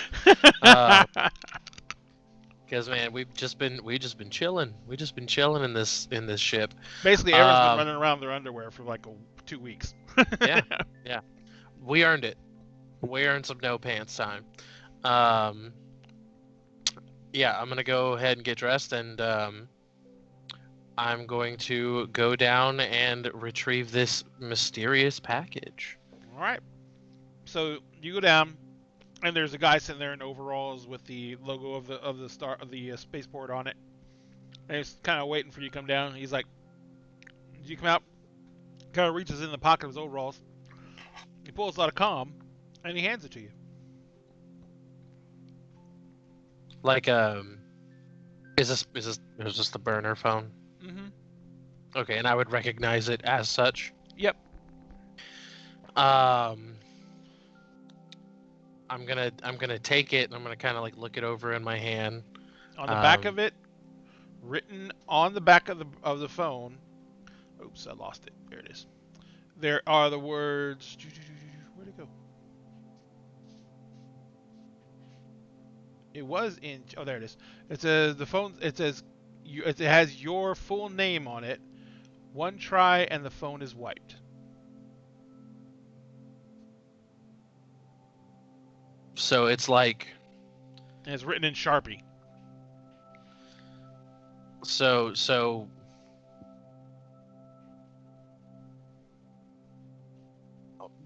Okay. Jonathan, does that mean that like I can only use the phone once, or like the phone is already wiped and You're muted. He's muted because he can't tell you that. Oh, he can't. I'm so sorry. I thought you could hear me the whole time. Yeah, in No. Sharpie, in my handwriting, it's scribbled. It says, like, like the words are Cap's real name, Mm-hmm. one try, and the phone is wiped. Oh, you're saying you put a password on it? Yeah. Okay. Oh. Okay. Got it. It's Cuddles. His real name is Got Cuddles. it. So it's not like written. I thought it was like Bubbles. bullet points. It's not like it's not like my His middle name is name. on the phone. Cuddles and Bubbles. then- okay. No, like it says, like all it says on the phone is Cap's real name, one try, and the phone is wiped, and the phone's locked. Okay. Then I'm going to put that in my pocket, and I'm going to say, is there anything else that we had left behind here? I want to be sure so as not to repeat this situation again. Hey, look. Guy gives me the phone. Or guy gives me the comm. Tells me to send you the wave. Waits for me to send you the wave. Tells me I'm going to get paid. I didn't believe him. I got paid, so I'm here to do my part. He's like, my part was to hand you that. What do you look like? How heavily were you disguised? If he started describing you, would the cat be able to recognize you, or would you be pretty much indistinguishable? So let me rephrase that. Was he when I say what do he look like? I say was he a suit? Was he a civilian? Jonathan, how'd you dress up Baden? As blend in as possible with this place. So you described it almost like it's a resort world. Mm-hmm. So probably dressed like I'm going on vacation, like a tourist. Like nothing that would be flashy enough to stand out. Right. But that would be perfect for like blending into the Yeah, background. the guy kind of shakes his head, and he's like, he looks like, and he kind of points to where some people are getting off another ship. Looks like that guy, or that guy, or that guy. Could be any. I mean, the people come here to get away from it. They don't come here dressed up unless they're gonna, I don't know what, but you know, he's just some touristy guy, nondescript, sure, you know, floral shirt. What the hell? I don't know. Bermuda shorts, Birkenstocks. I hold a picture of Baden in my mind in Bermuda shorts, and a very like wry smile crosses my face for just a moment because of how ridiculous he would look. Having seen him in his like full companion get up all the Yep. time, and now he's like in a Hawaiian shirt and Bermuda shorts, and like boat shoes. You know, he looks like the kind of guy who gets charged $20 for a gram. So I'm gonna go ahead and pocket the phone. I thank the man for his time, and I'm gonna go board the ship again, and I'm going to call a ship meeting. And is there a way for me to connect the phone, or like put it, or it's not a phone? You can Can patch I, your like, comms put it- into your ship comm. Okay, I just want I want the whole crew Present. like to be present and to hear it when I Alright. give Baden a call. Now, Baden, you did set it up to where when he did you set the phone up to where when he, or the comms up to where when he puts in the password it directly calls you? Oh, you're muted still, Jonathan. Bingo. Jonathan, you're muted. I'm sorry, I keep muting myself because like we used to have background noise problems. I set up the phone so that there's one contact in the Okay. phone, All right. and that's my burner phone. Got it. All right. So you get into the ship. You call a ship-wide meeting. So I'm assuming everyone comes a running. I'm assuming you're also going to do this at the table. Yeah. All right. So you go, you get the phone, you hook the comms up into your into the ship comms, so it is going to come over the speaker, and you get everyone's assembled in the mess hall or the mess area, and you hit the button. So Baden, you gotten all the stuff and you kind of back in your room. Are you staying in the same hotel in the same room, or are you staying in the room in the street, a hotel across the street? Because right now you have two I rooms. I want to go back at least across the street. Okay. I'm debating if I should go even further away from here at this moment. All right. Well, for now you've gone to the room across the street. Yeah. You basically go over there and you kind of like take the information off the comms unit and put it onto your whatever device you brought to give you a more powerful item than a comms unit to do processing with. And you're pouring through all the notes she's taken. The four different criminal organizations that have been represented have been coming down onto the planet. Thank you so much for the cheer. Hey, Anonymous, how you doing? Thank you very much for the cheer. We love you very much. But the four different criminal organizations that have been coming here, like I said, for at least 2 weeks, but at different times. In the past 4 days is when they've all been coming and meeting at this place, almost like a summit. Excuse me. And that is pretty much about the point you've been able to connect all the dots and get that lined up. The biggest thing that's been happening though is that these same people have been coming to all the individual meetings and the group meetings. The roster has never changed. No one higher up has been called. None of these people are direct second right-hand men. None of them are anyone who would have any real authority to make any major decisions for the families. So none of these guys could say yes or no to anything that was agreed to here. It looks, I mean, from my perspective, it looks like they're all trying to figure out their own plan for what they're going to do and how that's going to shift or shape things moving forward, either if they break apart or if they try to continue this coup-like staging. Gotcha.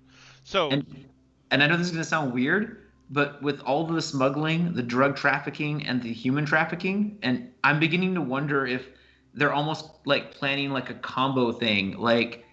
The Russian syndicate is going to start giving them drugs that the Carry-On and the Gold Dragon will be smuggling, but smuggling inside of people that the Mayor clan is providing. Does that make sense? Yeah. I almost feel like they're coming up with some sort of crazy supervillain scheme that uses all four of their resources. So, just as you're you've had the time to start putting all these pieces together, and that your burner phone rings and it's the captain. Okay. So I'm gonna right ahead, ladies and gentlemen. Send a voicemail. Send a voicemail. Send a voicemail. Is there a button that says now's not a good time? Can I call you back? New phone, who dis? New number, who dis? So I am going to pick up the phone and just wait to see what gets said. I was also planning to wait to hear him say hello. So there's this long, awkward pause where no one says anything. I bet you just okay. I would only go a few seconds because once it's not ringing anymore, I'd go. Baden. I'm glad you got the message. You should know right now, everything y'all have is tapped and being traced. I motion.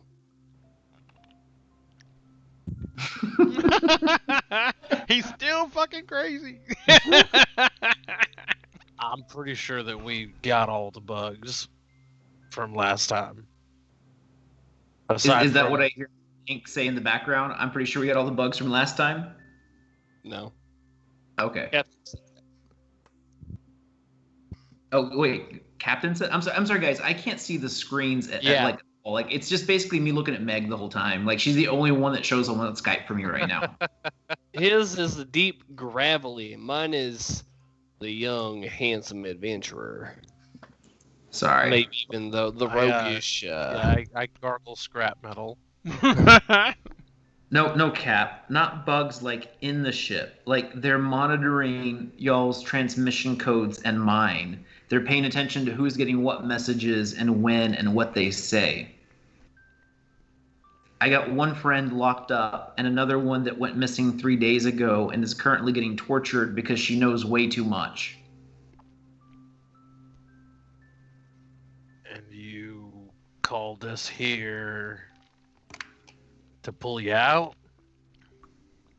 If by pull me out, you mean help get my friends out of trouble and then we leave, absolutely. Unless we're still doing that going our separate ways thing. I know that's probably a good likelihood. We left on some pretty interesting words last time. Well, if memory serves, you're the one who decided to take that long walk. If But- memory serves, I was told I was an indentured servant of the ship and that I was not allowed freedom to do as I wished. We are here now. Hopefully on a new Where page. are you? Oh, so I'm in the city. You're gonna get followed, so it's probably not a good idea for you to meet me right now. Where do you want to meet in an hour? Well, go ram it, Baden. I don't know. I've never been here. Yeah, Yeah, like I've never been here either. I can just tell you a couple Is places there we a- don't want to meet. Is there where you seem to be the expert at what's going on here. Give me something. Give me literally anything. Okay. Anything? Fine. I will meet you at Fizzy Lou's Adventure Wonder Park and Water Park at the Lazy River in 2 hours.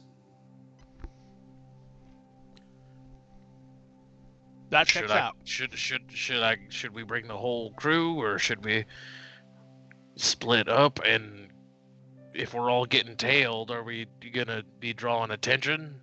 Well, I mean, I don't think you're going to be able to bring a handgun into a water park, so I think we're going to be at least a little bit okay.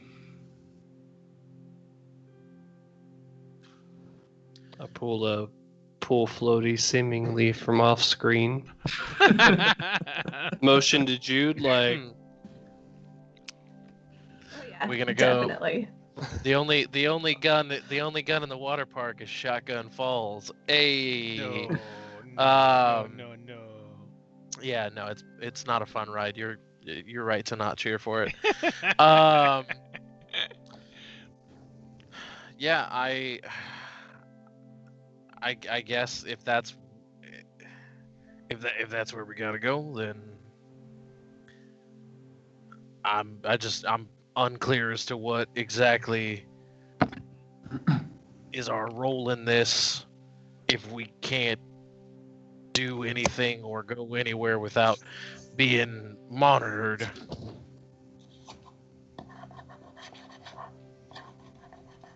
That's what you're asking me on the phone, or is that you're Yeah. in? Yeah, no, yeah. Well, I've been off the radar up until now. Obviously, when I meet up with you, if they're tailing you guys as closely as they intended to be earlier, then they'll know I'm here too now. So at that point, it's going to be a game of how fast, and how hard we want to play the chess game with them. And also, who's them? Who's they? What exactly are we looking at here? Okay. How easy, Ray, would it be for somebody to be listening in on this conversation? Not very. They I basically know they're have to be just- scanning millions of digital frequencies to pick up your one frequency and know who you are. It would be almost impossible. And so since they're burner phones, we're probably safe saying stuff at the moment. Yeah. Okay. Well, I mean, it's not that complicated. Just, a high-ranking member of the Triad died. My friend has been accused of her murder because he was her companion at the time, and the will seems to have been rewritten to have given him some sort of significant amount of money to give him a motive. And evidently, the Triad, Golden Dragon, Russian Syndicate, and the Mayar clan all seem to be conspiring together to do something really illegal, like possibly overthrow multiple syndicates.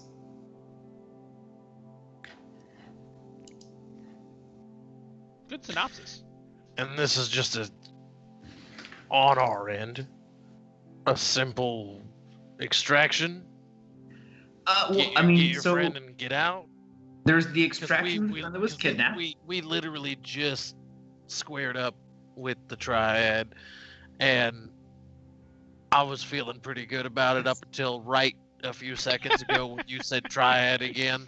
That's actually good if you squared up with them because wait, you said the Triad? You squared up with the Triad? We squared up with them. Golden Dragon. Yeah, because I thought we were about with the Golden Dragons. That is the Golden Dragon Triad. Okay. So wait, so was she a member of the Golden Dragon Triad? She was. Oh, okay. So they are the same thing. Okay. Well, then the good news is these people seem to be operating under the nose and without the authority of the high-ranking members of the Triad. So, like, this is not something they'd be okay with.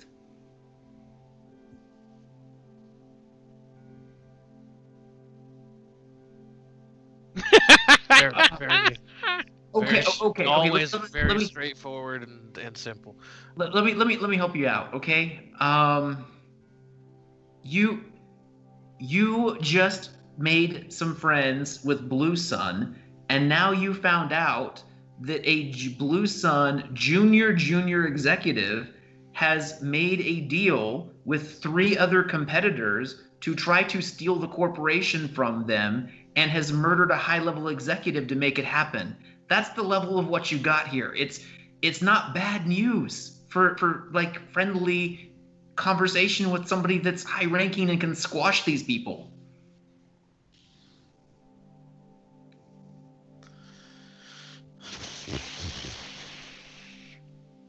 Water park 2 hours. Yeah, so water park 2 hours, and then we can discuss extraction, and then we can work on possibly getting these gang people put away by their own gangs, and then we can start the legal defense of my friend and get him out of jail. Is there any money involved in this job? If there's money involved, it has been hidden and tucked away, and quite honestly, I don't know that that's going to happen.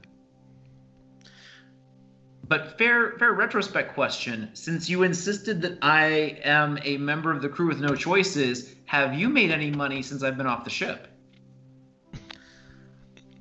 I did not. And that's not even remotely close to how any of that went down. I was basically told I was a slave member of the crew. So, as such, I'm just curious whether or not money was made in my absence. If that was the case, you would have not been let go. That's not how. I wasn't let go. I forcibly had to walk away. That's Very not big how difference. Any of this. You and I have very different recollections of this event. Unfortunately, I'm the one with the perfect memory. You were also the one having the most insane seizures that I've ever seen. Seizures do tends not to affect my scramble. memory. It tends to scramble the brain just a bit, and I believe that the doc can back me up on that. Hey, Doc, I got a quick question for you. What scrambles the brain more? One incident of seizures or permanent and long torture to the face that causes irreparable damage? Hey, so I don't feel comfortable. I'm this conversation. I'm just gonna throw this out here. You are asking us for help, but you're also kind of being a real dick right now. I mean, Baden, we love you. You are our family. Uh, and I feel like I can speak for all of us when I say we're more than happy to help you. But can you at least just tone it down for like until we actually see you in person, so you can, you know, I don't know, not make us regret literally just stepping into another big pile of shit. Yeah, sure. We can tone it down, but I mean, like, You you know, guys. when you say things like, but I mean, like, I feel like you're about to not tone it back down. I just want y'all to tone it down too. We're literally about to come rescue your ass. How are we? What do we need to tone down, Baden? Okay. Thank you. We will meet you at a water park. As I'm like grabbing my swim trunks, I'm like getting some floaties, getting an inner tube, finding my ice chest, all that good stuff. We'll meet you at the water park in a couple hours.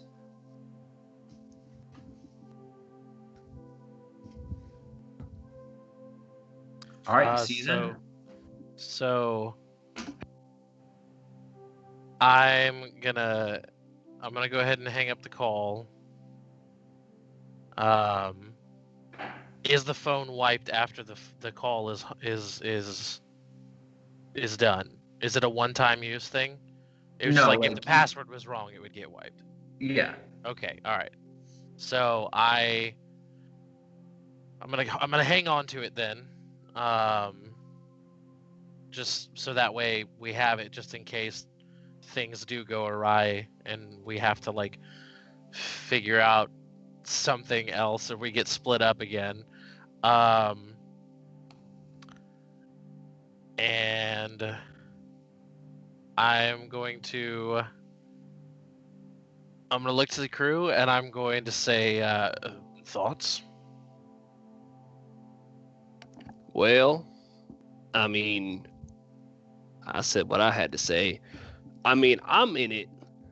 I'm in it for two things. I'm in it for two things. I'm the plan of if we're being watched, like splitting up. I mean, Jude and I, we can cover the wave pool. We can bring the dock along with us as well. Said the lazy river. Yeah. I noticed how Hank's taking all the ladies. This More like that sounds like a you and Baden problem. We're gonna go enjoy the water park.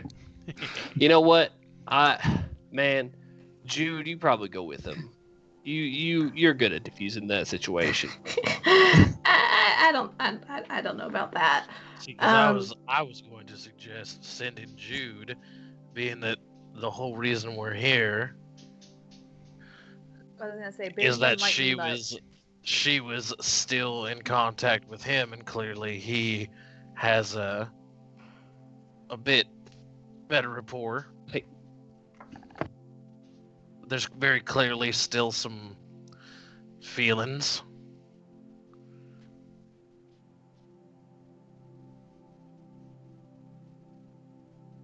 He's just friends.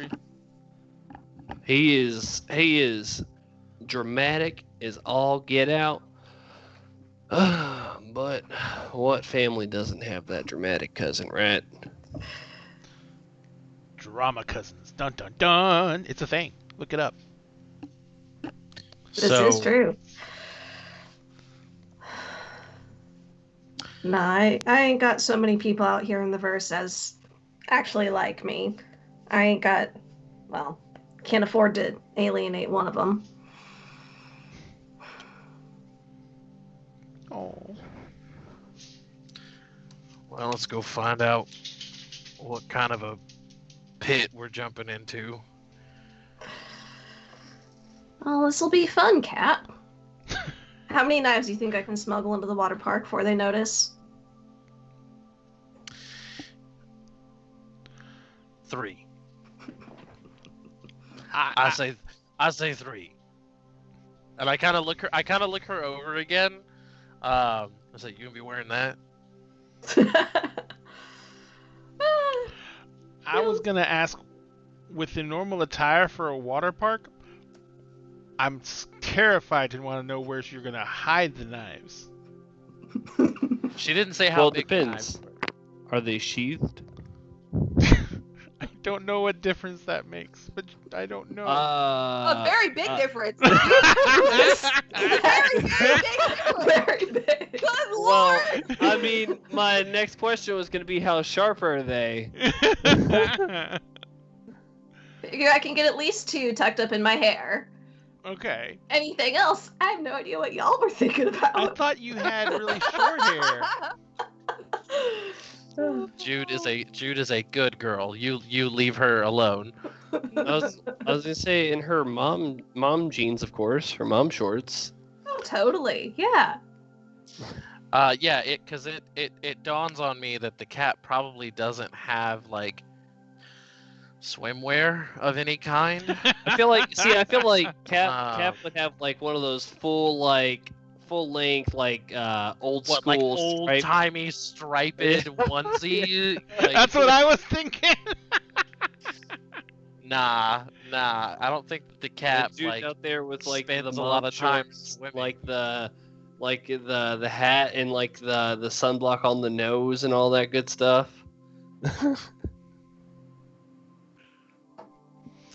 Yeah. So we got 2 hours. Is there a way for me to like get a tourist map? Oh yeah, you can look that up online. Okay. So I want to find out how far away this place is. And also, is there somewhere nearby that I can get my hands on some acceptable swimwear to make it more convincing? Because otherwise, I'm just going to show up in my ratties. Part of the answer to the second question is absolutely. The prices are outrageous because you're on a tourist trap. The Just- first part just is add it- yeah. The add it first to the part book. is the water park is pretty much about a 20-minute cab ride. Okay.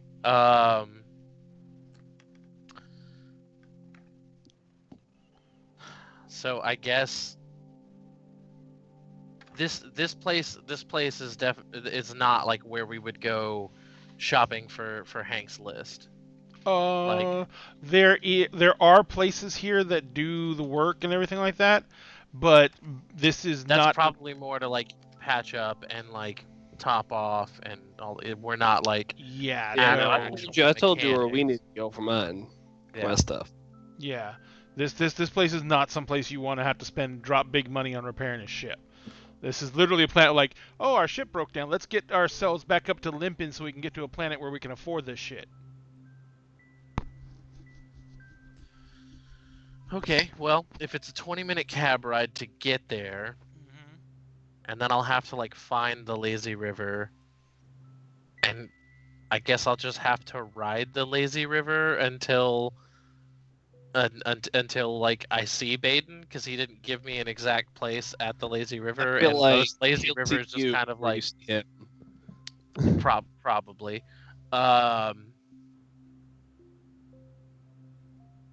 Yeah, I guess we're getting ready to plan like a field trip. Woo, field trip to the water park. I'll settle up on any like docking fees that we'll have to do for like being here more than the intended like land, grab our stuff and go. Thank you very much for the follow, Mock Gaming. Yes, so you basically, how long do you want to book the berth for? They require, if you're going to be here, you've got it for 24 hours. Oh, thank you very much for the subscription, Mock Gaming. That's amazing. Thank you so much. But they require you to do, if you take the berth, if you're going to do anything more than just fuel up and go, then they require you to set the berth for 24 hours prepaid, and then if you leave, they refund you the remainder of the time you have left. So as of right now, you have this berth for 24 hours because you did not just fuel and go. But if you want to stay longer, then it's the same situation. You basically book on a daily basis, and then but it's like an hourly bill, and then when you leave, they refund you back on the time that you have left. Let's book 3 days, because for now, I have no idea how long we're actually going to be here, and I feel like 24 hours might pass before we're able to get back to the ship. Okay. If we're like really following a thread real heavy. Thank you, Anonymous, again. But yeah, we'll say 3 days, and then that'll give us time to like get our bearings and then figure it out. And if we need to extend it, then cool. And if not, then we've got 3 days. And if we are leaving before then, we get our money back. Yes, and it's basically just the dock fees and everything like that. It's basically 150 credits a day. Yeah, easy. You say that now, but before it was like, oh shit, I guess we can't eat. Yeah, well, before we weren't millionaires. All right, so you guys settle up or get everything set up with the docking with the spaceport. Reserve your slot for 3 days. Get everything taken care of on that side. You get cleared, of course. You have to go through the medical scans before you can get into the actual station proper. That only takes a few minutes. Once you clear medical, you basically are given access to the port station. You can stay on your ship. That is included in the docking fees, full access to your ship back and forth. So you do not have to rent a hotel room if you do not want to. But you basically, the spaceport is, you can see, it's designed to be very, very welcoming, but the prices, because like I said, you tried to find a clothing store nearby, and the first ones you found, of course, were in the port itself. But the prices in the spaceport compared to the prices just outside of it is an outrageous markup. So you can tell that it's just like any other, like it's like an airport here. You're gonna pay $10 for a fucking burrito. You know what I mean? So you quickly learn that you may be able to stay in your ship, but you can't afford to. Well, you can, but you know what I mean. You can't really be in the port all the time. It's just stupid expensive to do anything there, and they charge for access to just about everything. So, but you guys take off. You go to get your clothing, and you quickly find a couple of retail shops. Who is going to pick up new attire? I mean, literally, it's all like I vacation don't have, stuff. I don't have swimwear, and if we're actually being monitored, like I do want to look like we're on vacation. Yeah, so and I don't think we would have anything either. Alrighty. You don't have like floral scrubs. Scrubs. Yeah, definitely. You don't. Yeah. These are my vacation scrubs. That's definitely her like everyday attire for sure. Floral scrubs. Yeah. No. Fuck good. no. No, it's canon. It's canon. You said it. Right, floral scrubs. We're telling all your friends. God, fucking. They're all gonna make fun of you. Hey, what's up? Dr. Flower here to give you some ketamine. So anyway, you guys go shopping. This is a good opportunity to flex your character's individual personalities. Flex Yes. your character. Flex yeah. I had an no. itch. I had an itch. Hmm. So flex your Yeah, character's she's got floral personalities. scrubs. So but the flower is the opium flower. let's start out with a captain. Captain, you got a range of selections here.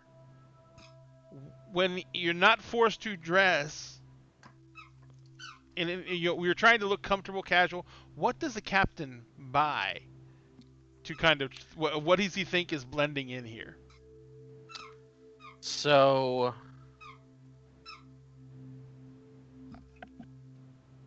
I want to I want to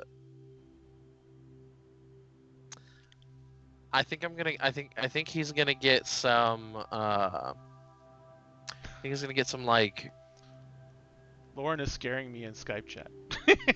not Hell yeah. super not Hell super yeah. brightly. It's I don't think he wants to be like super loud with his color choices if it's possible. Mm-hmm. Like nothing super outrageous. Maybe some of the more like mild or muted tones. But I think that he would probably get himself like he's probably going to like still have the tank underneath, and then like put a like a Hawaiian shirt on over the top and like kind of wear it like a like open facing coat. Probably gonna get himself some like pool shoes. Mm-hmm. And hammock. No, absolutely not. Gonna get Oh, himself come some. on. Come on. Gonna get himself some pool shoes, and probably gonna get himself some like navy like cargo shorts. Like a fanny pack. Um, gonna get himself like a nice little fanny pack, and to kind of help alleviate with the fact that his face is so just god awful. Um, he's gonna get some sunglasses, like some big like almost like Ray-Bans, like very like Mhm. large rims on them, very thick rims and frames. And then I'm trying to think like Wait. Ray-Bans? like a Ray-Bans or the cop glasses? no, I don't think he's gonna wear aviators. I think it would be something a little closer to like maybe more like Oakley's, like some dad shades. Fucking perfect. Oh, yeah. Like he's got some Hell some like some dad shades, and Dude, I wish we had people to do art. if there is a if there is like a like I love whatever the fuck this place is called hats, yeah. he's gonna be wearing one of those. Um, and I think that's I think that's what he's gonna go with. All right. So let's keep on going. I'll keep on going around the circle on the cameras. Jude, what is Jude's chosen relaxing attire? Um, And remember, Captain's paying, so choose whatever you want. nice. For the swim We are park paying. itself. Haha. Mhm. For the swim park itself, I'm gonna go with like a halter style tankini top with like the swim shorts. Mhm. Very sort of subtle colors, but in a very rich dye. Tastefully classy. I'm gonna pair that with a for going out and from traveling to from, especially more of a palazzo pants with a they're fitted at the waist and they get baggy down the legs, and so they're very easy to conceal things within. And they're very comfortable, very loose and flowing, and also excellent for disguising motion. Gotcha. And with that, I'll go for a little bit brighter colors, especially for the decorations around the hem. Something to attract the eye away from my center of mass. The tops that I'll get are going to be generally tight-fitting, midriff bearing, because abs, obviously.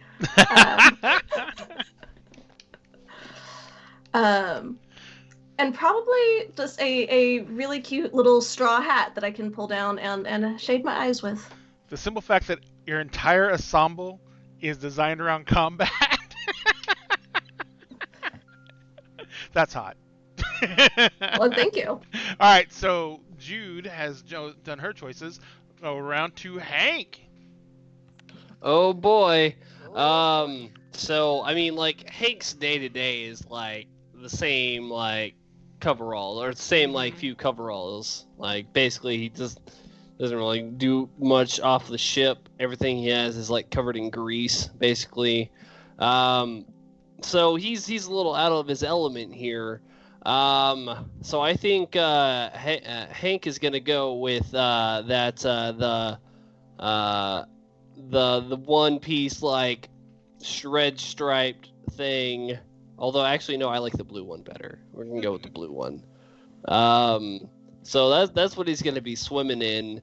As far as like his day to day, gosh, probably just like jeans and a t-shirt. Gotcha. That's his like. He's got some. He's gonna go away from his like standard like work boots or whatever. He's just gonna get some like trainers or some tennis shoes or something. Got it. And I guess he'll have like just like I don't know. I love whatever hat on, like a trucker style cap. Yeah, that's about it. Got it. Nice, It's- mellow casual. Yep, it's All right. yep, No comfortable. problem. All right, Doc.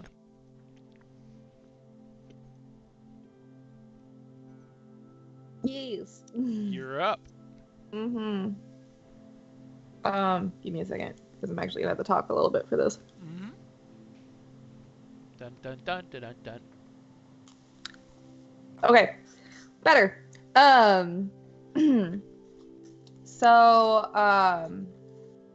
Yeah, if we're going for the swimsuit issue,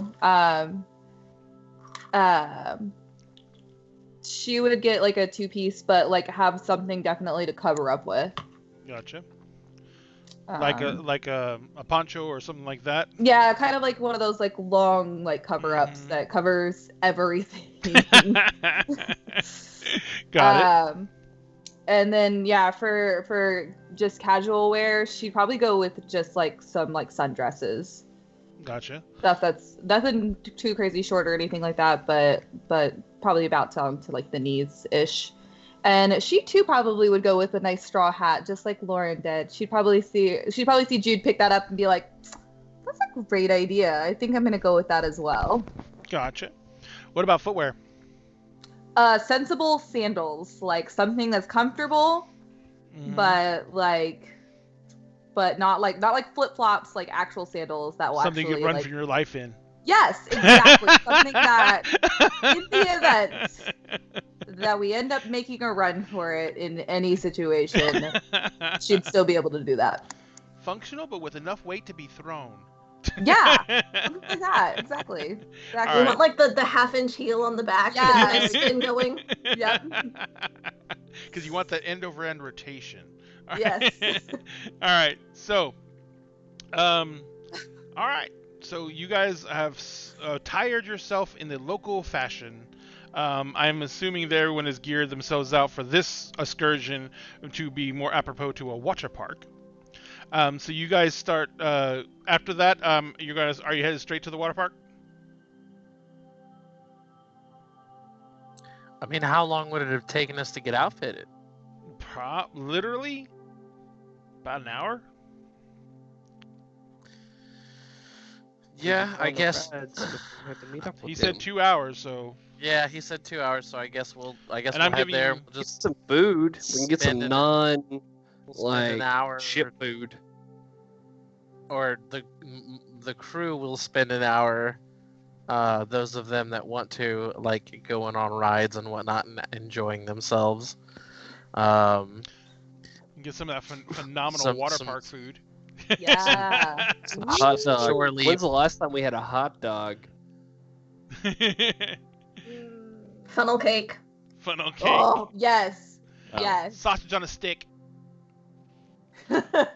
Pretzels. You're Deep not fried gonna butter. spit a funnel cake. Actually, it's not the state fair. It is a water park. All I right, mean, so it's you pretty guys much the same food. Yeah. pretty much the same food. So you Exactly. guys pretty head out to the water park.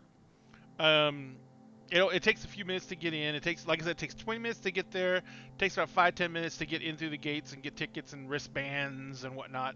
And you guys get into the water park. I mean, there's places to get food, so I'm assuming since this is going to be the first fair you've had that's not basically processed protein powder, it's going to be like, no matter what it is, it's going to taste amazing. Crappy chili dogs, like, this is the best thing I've ever eaten. But you guys, get some food and stuff like that. Baden, what are you doing to get to the water park? Are you like gonna take a hugely circumvented route and gonna be doing your best to make sure you can't be followed, or what? So first, I'm gonna copy the data from the disk onto the phone. Yeah, that's why I said. Oh, okay. And then Yeah. I'm gonna take the disk itself and hide it behind the headboard in this room too, in the same way. Yeah, you kind of basically have to use like a knife to pry the headboard off a little bit, just enough to slip it back there. And she has the same setup. She basically had a little bit of tacky glue, and she put a string on it, and then she dropped it back down there, and then she let the headboard clamp onto the string to hold it in place.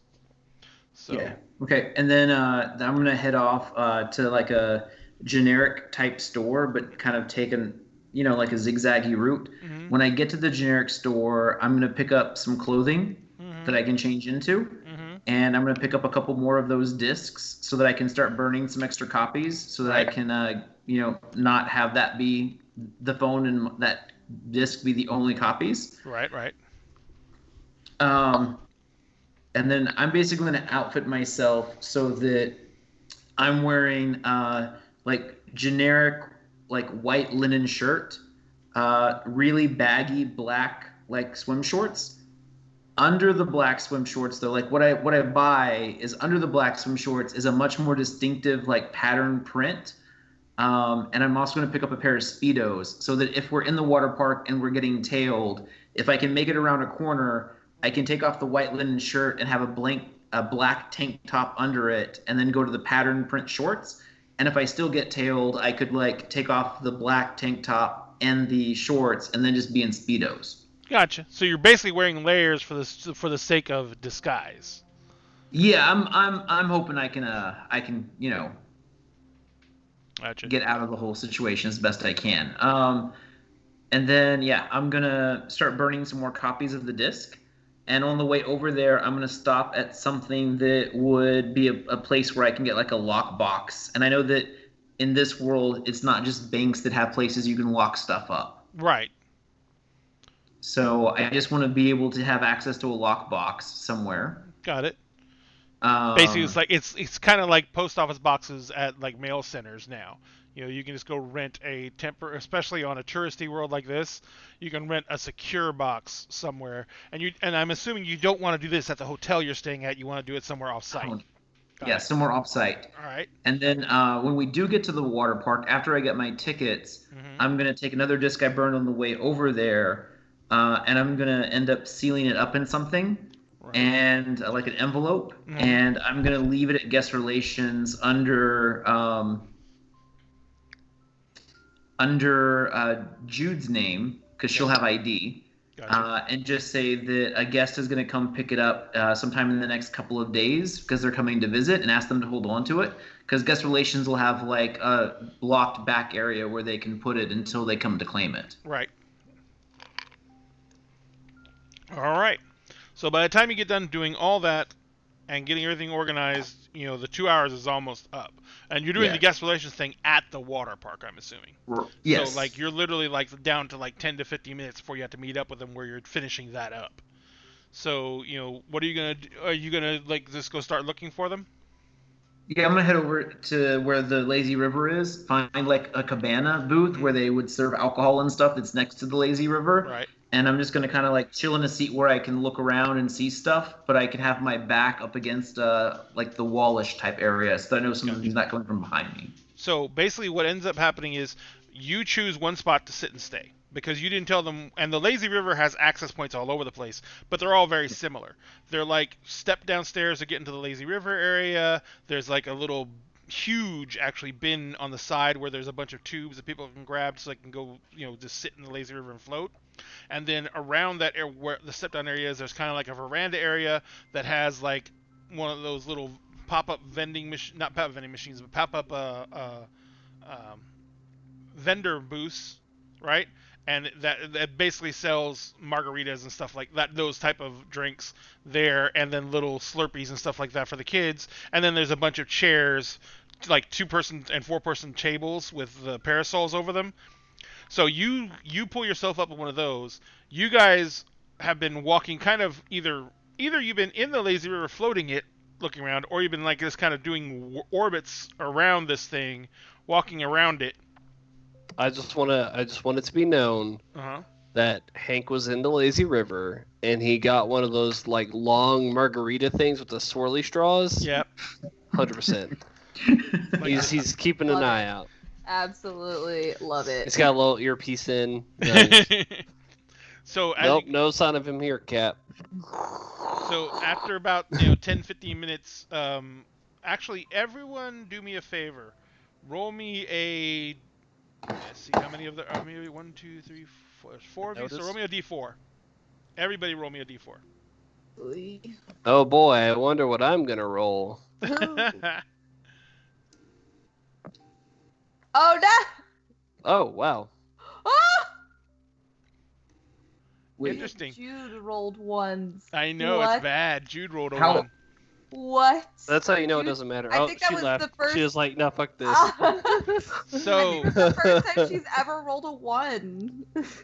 Oof. Oh, I did roll. Okay, so it doesn't matter. I rolled the same number both times. Yeah. I was like, how is So, that showing my roll? Baden, you actually spot Jude and Harry first. They're both We kind are of. not.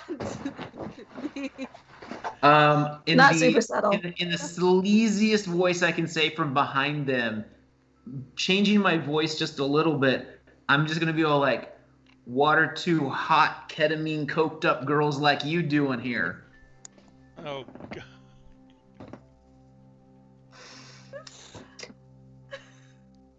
See, I was all ready to turn around and slug a dude until I heard the ketamine. I know. Same, and then he said ketamine, and I can't.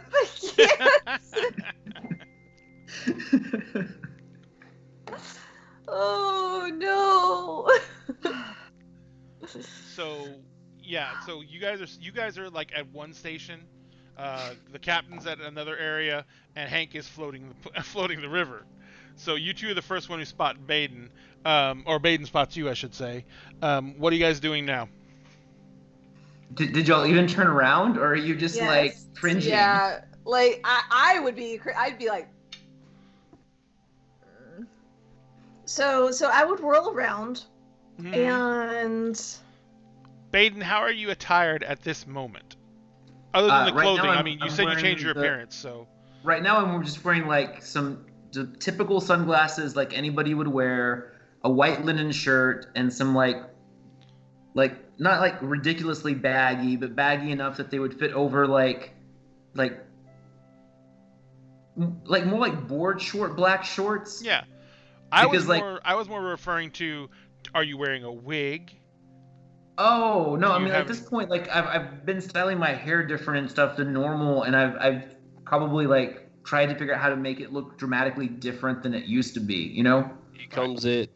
Instead of parting it to the left, he parts it to the right. That's I mean, I don't know. Maybe I went into for a mullet. Who knows? Like the sky's the limit here. All right. The option. So you guys spin around and you see Baden. Hair's a little different, and he's definitely not dressed like Baden, but it's Baden. awesome. Recognizing that there's still a chance we could be observed, Mm-hmm. I stifle my initial reaction to just hug him and you still sort of get this aborted like move forward, but then I just grin. I'm like, well, you're a sight for sore eyes. Did you want to find a place we could talk, or? I've actually been sitting right over there. All right, you got a couple of seats, and I'll see if I can't hail down Kat and Hank wherever they went off to. Well, you all I'd have like to think comms. we're. Yeah, I was gonna say. I'd like to think we're wearing inconspicuous earpieces. Most everyone is. There you go. Make it easy. So I go ahead and let Cap and Hank know just a quick, hey, found him, and I described the location. Can Cap's inconspicuous earpiece look like a hearing aid? Yes, please. Is it in his good ear or his bad ear? What? Oh, obviously the bad ear, right? The ears are fine. Oh, they left your Face. ears? They left you your 2 perfect ears? Yes, to the pain. Are you sure you don't have? I mean, I don't want to be like argumentative, but that doesn't sound like the story Zoe tells about what reavers do to people. Ooh. I see. Like I always imagine him with like a at least a cauliflower ear. You know. Yeah, that's the way I pictured it too. Like I pictured almost like burn scars, like on like. Oh yeah, no, he's definitely got like, I mean, Oh. but he Awful hasn't like scars. he's got his ears. You know what I hasn't, like- picture? I picture Harvey Dent from the middle Batman trilogy movie. That's what I picture when we talk about Cap. That's A little bit, pretty yeah. Except my eye is not like permanently open. permanently open. It's just They didn't permanently. bite off. located. They didn't get a chance to I bite off his actually eyelids. picture that eye completely missing like a hole. Like there's just not even an eye there. Like it's just a whole eye Oh, socket. jeez. No, Oh, it's- God. No, it's like a dead milky See, eye. like Dead Oh. milky Not eye. what- this would be like the perfect time. I mean, we have enough money now for like a robot eye. Yeah, like you that would. can finally get your Yeah. eye replaced. Fuck it, yeah, let's turn the Cap into a cyborg. Fuck yeah. All right, What so could Cute possibly go you. wrong? I'll nothing. change Ever. my distinction from mighty hideous to fucking cybernetic. Is that a thing? cyber sexy. Are you going to Mighty Hideous to Mighty Morphin Power Ranger? Mighty Morphin. All right, I'll so I'll go from mighty hideous to oh no, that's a ship one. Never mind. From Mighty Hideous. So Brand Hank- spanking new. Robosexual. Hank, you and the captain, I assume, are gonna make your way over to where they're meeting at Lazily. lazily. Believe. Well, you are. I don't lazy. want to arouse suspicion, you know. Yeah, Oh, yeah, of course. gotcha. I And I you got a am lot of drink unfortunately going to be reading people's surface thoughts at this reunion because I'm not really sure how this is working. left. I'm gonna need you to make me a roll only because the volume of minds around you makes it very difficult to only get the people you want. Your familiarity with them is going to help, but it's still not a completely easy task. No, I get it. It's focusing in on the specifics that you want.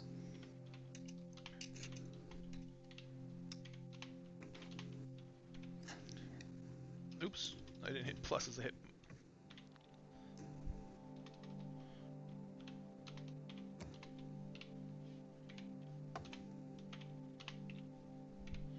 All right, my total is an 8, so it's not that bad. Your total is 32 fucking million. Wow. Wow, my top two dice is an 18. I beat you by 2. Well, the high dice I had was a 10. I think you already have a 10, don't you? I do. I mean, I'm not worried about that part. I'm just impressed that I could beat you by 2 levels like on a flat roll. That's crazy. Yep. It's a lot. But then again, this is your special thing. So, all right. So, Well, you can You're only definitely beating catch. him by 1. I thought I was beating by 2. You got a 12. He's You got got a 19. Oh, no, you have a 12, and I have Oh, an 12. 18. I am only beating you by 1. Yeah. So Yeah. you basically have, you have no problems tuning everyone out. The familiarity of their minds is like a beacon, and you can easily read all their surface thoughts. So and Jude, I'm assuming your relief is real. Mhm. Is there anything else happening on the surface thoughts that he would pick up immediately? There's been a little bit more of a switch into a more military mindset just because Kelly's not here anymore, and like there's no one else with the sort of military background to necessarily. Oh, excuse me. Yeah, and Anyway. Everyone I knows might about be the fighting military also, experience. everyone but knows about the whatever. military engineering corps, sir. Mhm. You guys are where you go to get drinks. Wow. I'm wounded. Because Oof. you have the only refrigeration units that work. I mean, he's not Because you wrong. fix 'em. That's right. Learn some respect. All right. What about you, Harry? Doc. Honestly, probably her first thoughts are concern with wanting to ask if he's been feeling okay, if he's been experiencing any other symptoms since the previous events, and because he left very quickly after that, and she never got a chance to actually give him another thorough checkup and everything, and make sure he was doing okay, and that's really her biggest concern is just kind of more worry than anything else. Understood. All right, Captain. As you're walking up, what is your first surface thoughts like? Anger. A lot of anger. I'm angry that I'm here. I hate places like this, because this is a gross display of just opulence, and like there are planets like this where they have like a water park, and then there are planets where people are struggling to like get water from a well to survive. I'm angry about I'm angry about like the place that we're at. I'm angry that we just had to pay to get a burner phone from Baden. I'm angry that this all of this is being orchestrated for us to like help, but he's still insisting that we were trying to make him a slave. That's all the surface thoughts there.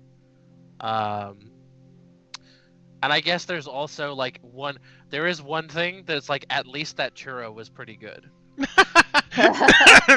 The captain's one happy thought for the day is churros, man. Yeah, the one happy thought was like, God, that churro though, that was a good churro. It has been too long since I've had me like a good churro. And finally, Hank, you come floating up, climbing out of your tube, walking up the steps. As I'm finishing off my margarita, it's like there he is. Man, I bet him and Cap are gonna get into an argument. Oh God, man, I hope he's not still crazy. That was wild.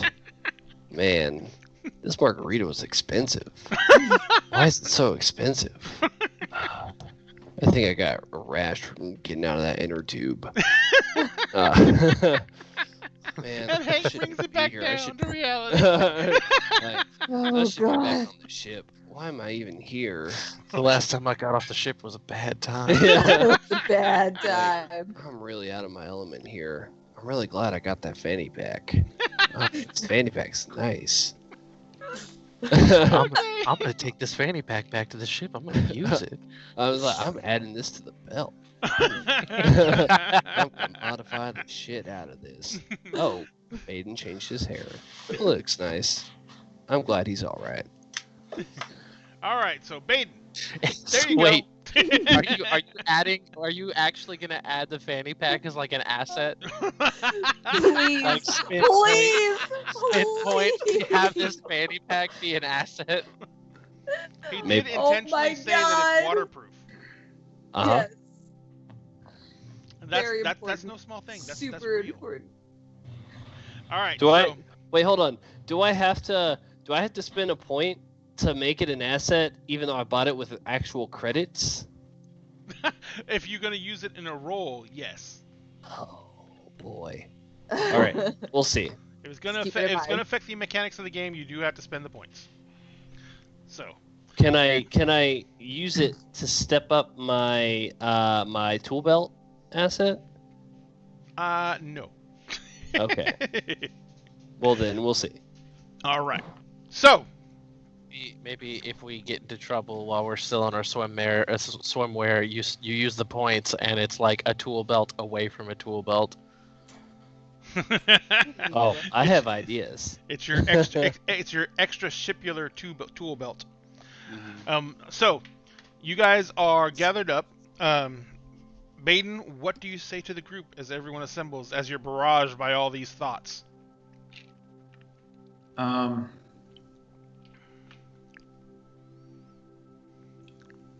Guys, there's probably a lot that we need to go over, but I think we should just focus to the immediate problems at hand. In my mind, So- you hear. Mm-hmm. So first, one of my friends, like I said, was arrested and charged with murder. He didn't do it. He's being framed.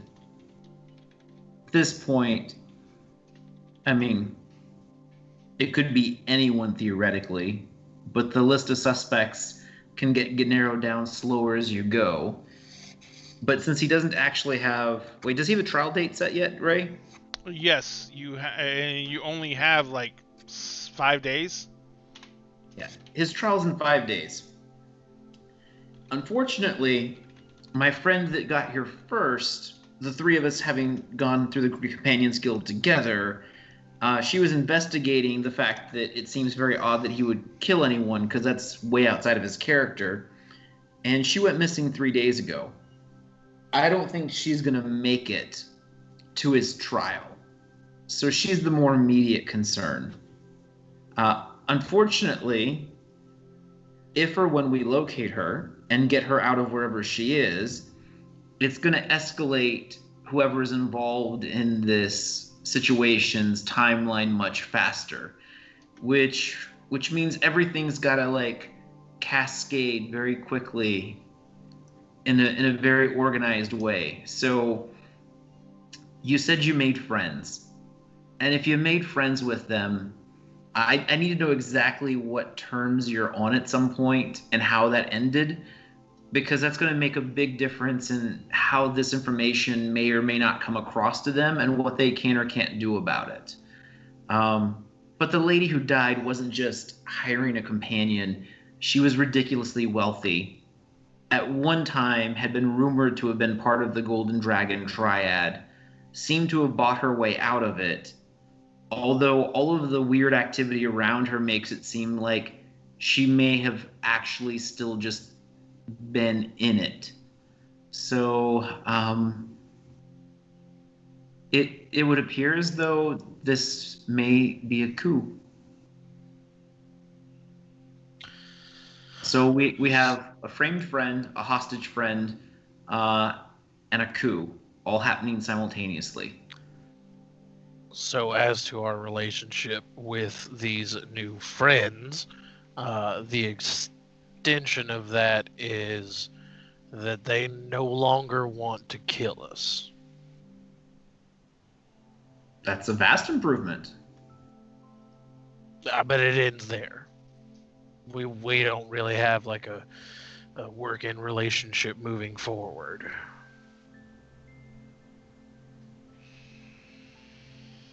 how appreciative would they be if they found out that some of their own people were acting against their own interests? Imagine they would most likely take pretty kindly to the information.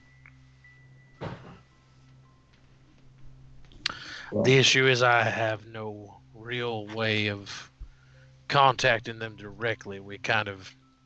Part of the deal was that we would steer clear of their business in the future, and they would steer clear of us in the future. I mean, Cap, we do know where they have business. We know where they have business, but we don't have a direct line of communication.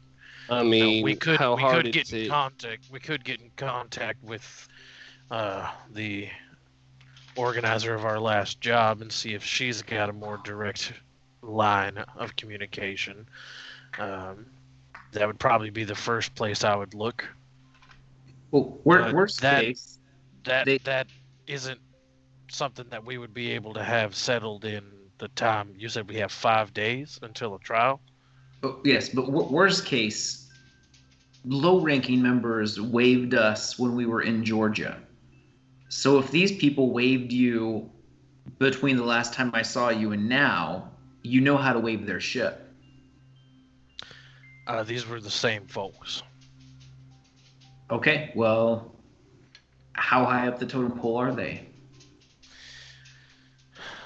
I didn't stop to ask. High enough to cause trouble and to have us flagged and spotted before we were even touched down on the planet.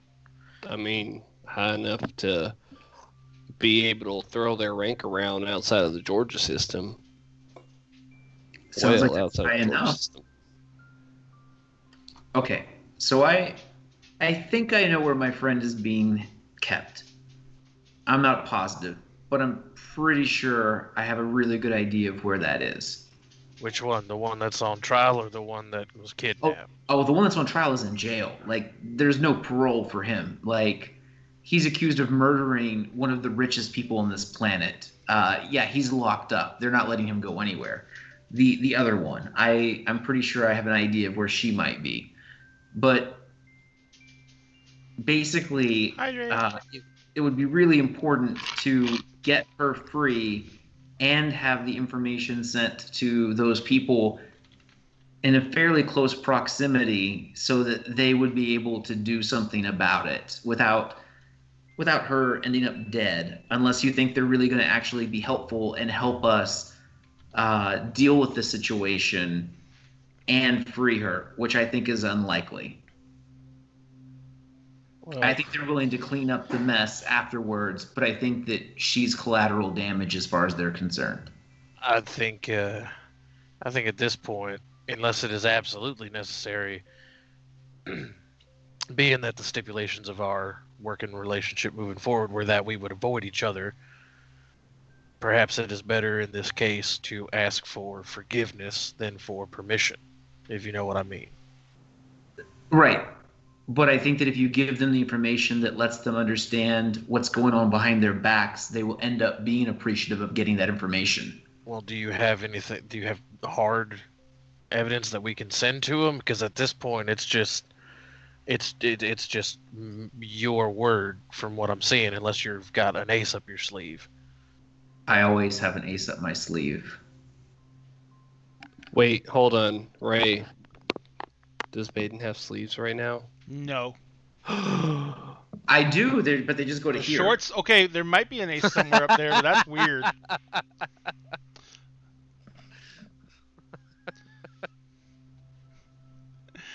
I'm just buzzed enough to be slightly astounded. All right. So With him like saying I've always got an ace, I just kind of like which is I'm gonna just like whisper quietly, like hard evidence. Like fucking damning hard evidence. like a data chip or video or documents. What am I sending him? A digital file. And I assume because of the sensitive nature of everything being monitored, you will not be wanting us to transmit that via the ship. I mean, as long as my friend is safe, I don't care if you transmit it via the ship, because I'm just concerned about them retaliating against her if they find out that the information is out. So maybe it's smarter to pull her out and then send the information. Yeah, but I'm saying they probably need to be in pretty close proximity so that they don't have a lot of time of movement to try to react against us in retaliation. You see where I'm getting? Hank, how long would it take you to set the? You remember when we had our run-in with the Alliance, and I had you take that box and have it transmit to a specific area. I vaguely recall this. Yes. If you were able to set it up, transmit to them, you think you'd be able to rig something like that pretty quick? What do you say, Ray? Probably. Decent, yeah. It's not. Yeah. It's not super difficult, and you know the similarities of what you did with the other items that you've jerry-rigged. So yeah, you have to go back to the ship though. Yeah. So I'm asking this specifically because I still have the D8 asset of the remote trigger that is tethered to that. Did you make that a permanent asset? I did, because I had to, because we went into the next episode and we hadn't resolved that conflict yet. So I made it a permanent asset. And it's finally coming into play, baby. The long game. The longest of games, a whole season later. I can. So I could take that and use the remote trigger once we pull her out, in my mind, and just use that trigger to immediately, as soon as target is secure and safe, transmit data. Boom. And send it all out to the verse. Yeah. I mean, beforehand, I'm gonna call her and let her know, like, hey, I'm gonna be sending you this. Get in contact with them and forward this information to them, so that way it's not just going to her and she's like, what the fuck is this? But Ray's saying you could literally just send the footage to the entire verse and then let the. If you still have the same stuff set up, then yeah. And then all organizations would just deal with it on their own, if that makes sense. But who like, would people really even know what they're looking at? Not or are most there of like them. But you know who would? Law enforcement agencies. Law enforcement agencies and the gangs themselves. Yep. Yeah, I mean, fair enough. Well, I think this brings up an interesting point of, I mean, yeah, we definitely could put it out into the verse on the Alliance and whomever the fuck can know about this, or what Baden was suggesting earlier, we send it to the Golden Dragon and then they can deal with it internally. Well, they're just one of 4 of the groups, so there's 3 others that are involved in this as well. But I think that they would appreciate getting the heads up. That's fair. Well, then what happens if there are... We're not sure of the intentions of any of these other organizations, but you're sure that they're getting undercut? That Okay. is a good question. They could be We- in on we- it as well. We're sure that the Triad's getting undercut, but are we sure that the other organizations are getting undercut, or is this just a huge power play? We don't even know how far up it goes. Well, we don't know how far it goes, but effectively, this would be like if I came to you right now and said, Cap, I can show you footage of the brown coat private meeting with an alliance officer, a member of the parliament, and the local like militia, and all four of them have been meeting together, having discussions on a regular basis. You tell me. You think that's on the up and up?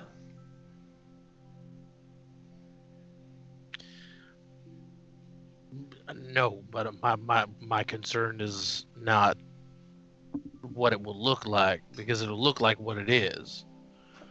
It's if this is as sensitive as all of this, and I motion to the water park and me in a Hawaiian shirt and everyone else, all of this has called for. How big is this hornet's nest that we're looking to kick? I don't know. That's why I'm being precautious. All I know is that it's a big enough nest that one of my friends is in jail and one of them got kidnapped. And the last thing I want to see is one of y'all end up in jail or kidnapped. So maybe I'm being a little bit extra cautious, but I think that it's justified and called for. I mean, to be honest, this really seems like it's got its roots in the Companions Guild as well. I mean, because nobody normally would fuck with the Companion, if I'm not mistaken. Now we've got two companion. One companion is jailed. One companion is MIA, and then another companion, ergo you, on the run. Okay, so Companion A in jail. They have a defense attorney that was provided to them from the Companions Guild originally. And then Ray, remind me, like, did they back out or are they still technically representing them? Still representing him. Yeah. Companion B was told not to get involved, and so took personal leave and got involved anyways. So the Companion Guild has no idea that they're here or that they've been abducted. I'm Companion C, and that message that was to send me back to the Companions Guild was actually from Companion B, and the Guild has no idea that I'm not still with you guys renting out a shuttle. They think that that's where I am. They have no idea that I'm here either. And if they knew I was here, they probably would have sent me a wave telling me to stay out of all of this too. But because they don't know I'm here or that I'm aware of the situation, nobody's given me marching orders, so I'm just kind of doing my own thing.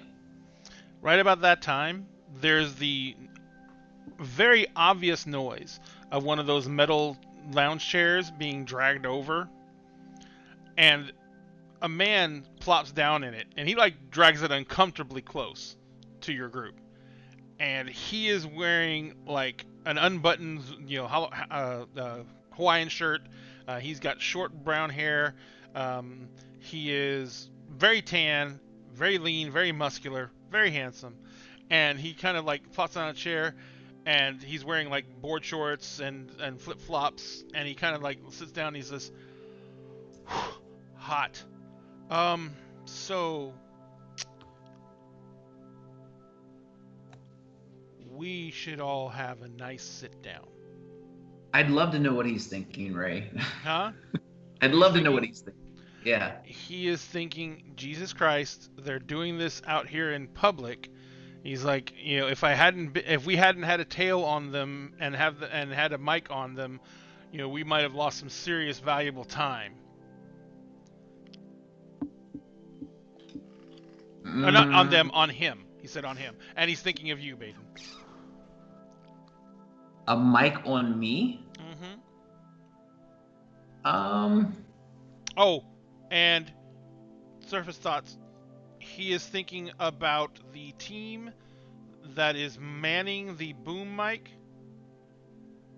that is basically there is like a observational post that they use at the water park to basically keep an eye out in the entire area. It's kind of a raised up area, and they're up there, and there is several more control teams at the exits, and that he is a cop.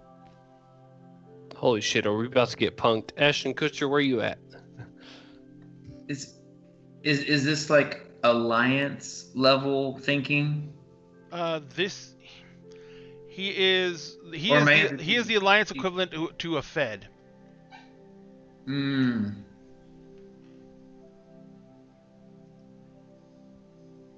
Pinkertons. What do you consider discrete location? He's like, well, we're definitely not going down to the station, as it were. He says, let's just get out of here. He's like, we've got a bungalow down the way that's been cordoned off and has white noise generators. He's like, let's go there. I'm gonna dig in his mind for secrets. I actually just want to know if he's on somebody's payroll or take, or if he's like legit. Because you're gonna really pry in there. It's a big gamble if we go with this guy assuming he's safe. Gotcha. Hang on one second. That's gonna be Jude's got knives. I'm gonna say he's handsome. Jude's got knives. He can't lie to us. Jude's got knives. I saw what she put in the chat. Jude's got knives.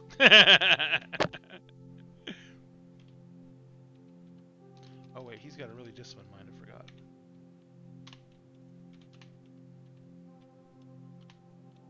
Hello, Nixie. Try not to show your butthole to the camera. No, Nikki, do it. Why you gotta ruin Fuck! her I threw her fun? one. Why you gotta ruin her fun? She just wants to show it off to the world. Okay? Hey. Don't. So I got an 11. Don't tell me how to to raise my children. And yeah, you got a complication. Love her. Okay, well, I can't buy it. I'm out of. I'll buy it. Oh well, hold on. That didn't help at all, did it? Because I didn't do the right command. I'll Oh my Wow. fucking god! Wow. Holy shit! Oh no. No. Oh no, it's again. Oh no, it's again. It's again. Oh my god! Neither one of you two are caught up, so I don't even want to hear it from you guys. Help! It's again. Oh shit! Yeah, that's some shit.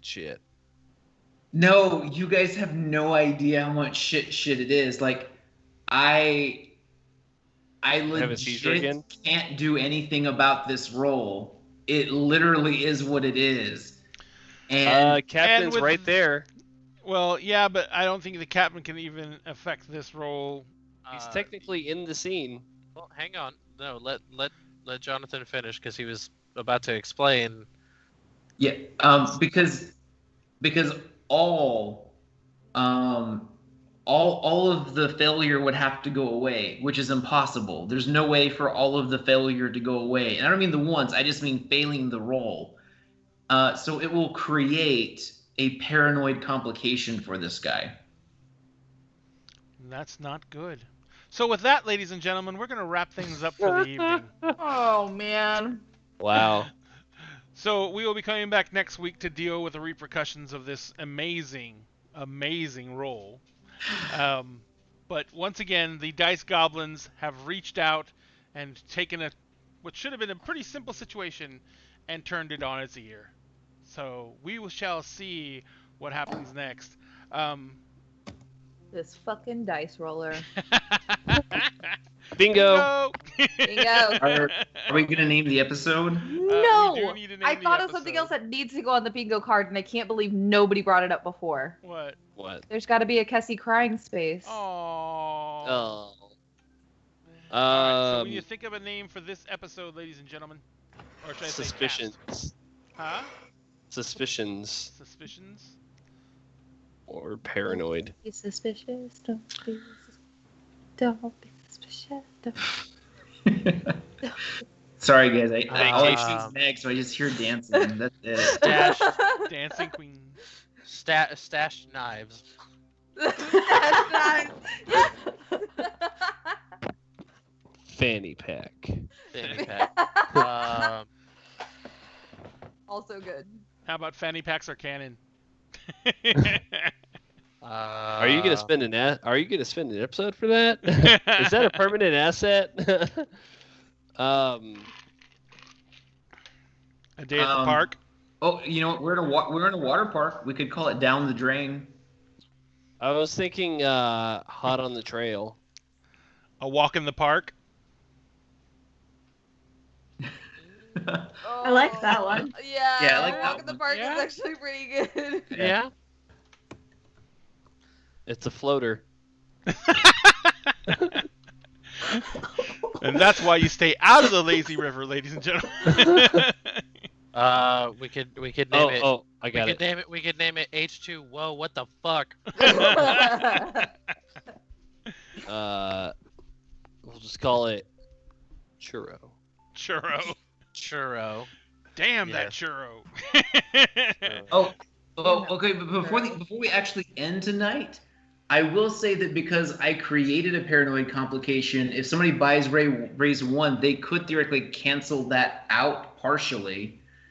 If Josh actually buys one of the other ones, it actually leaves it at the lowest level of paranoia instead of being like spiraling out of control. Unless you guys really want it to spiral out of control.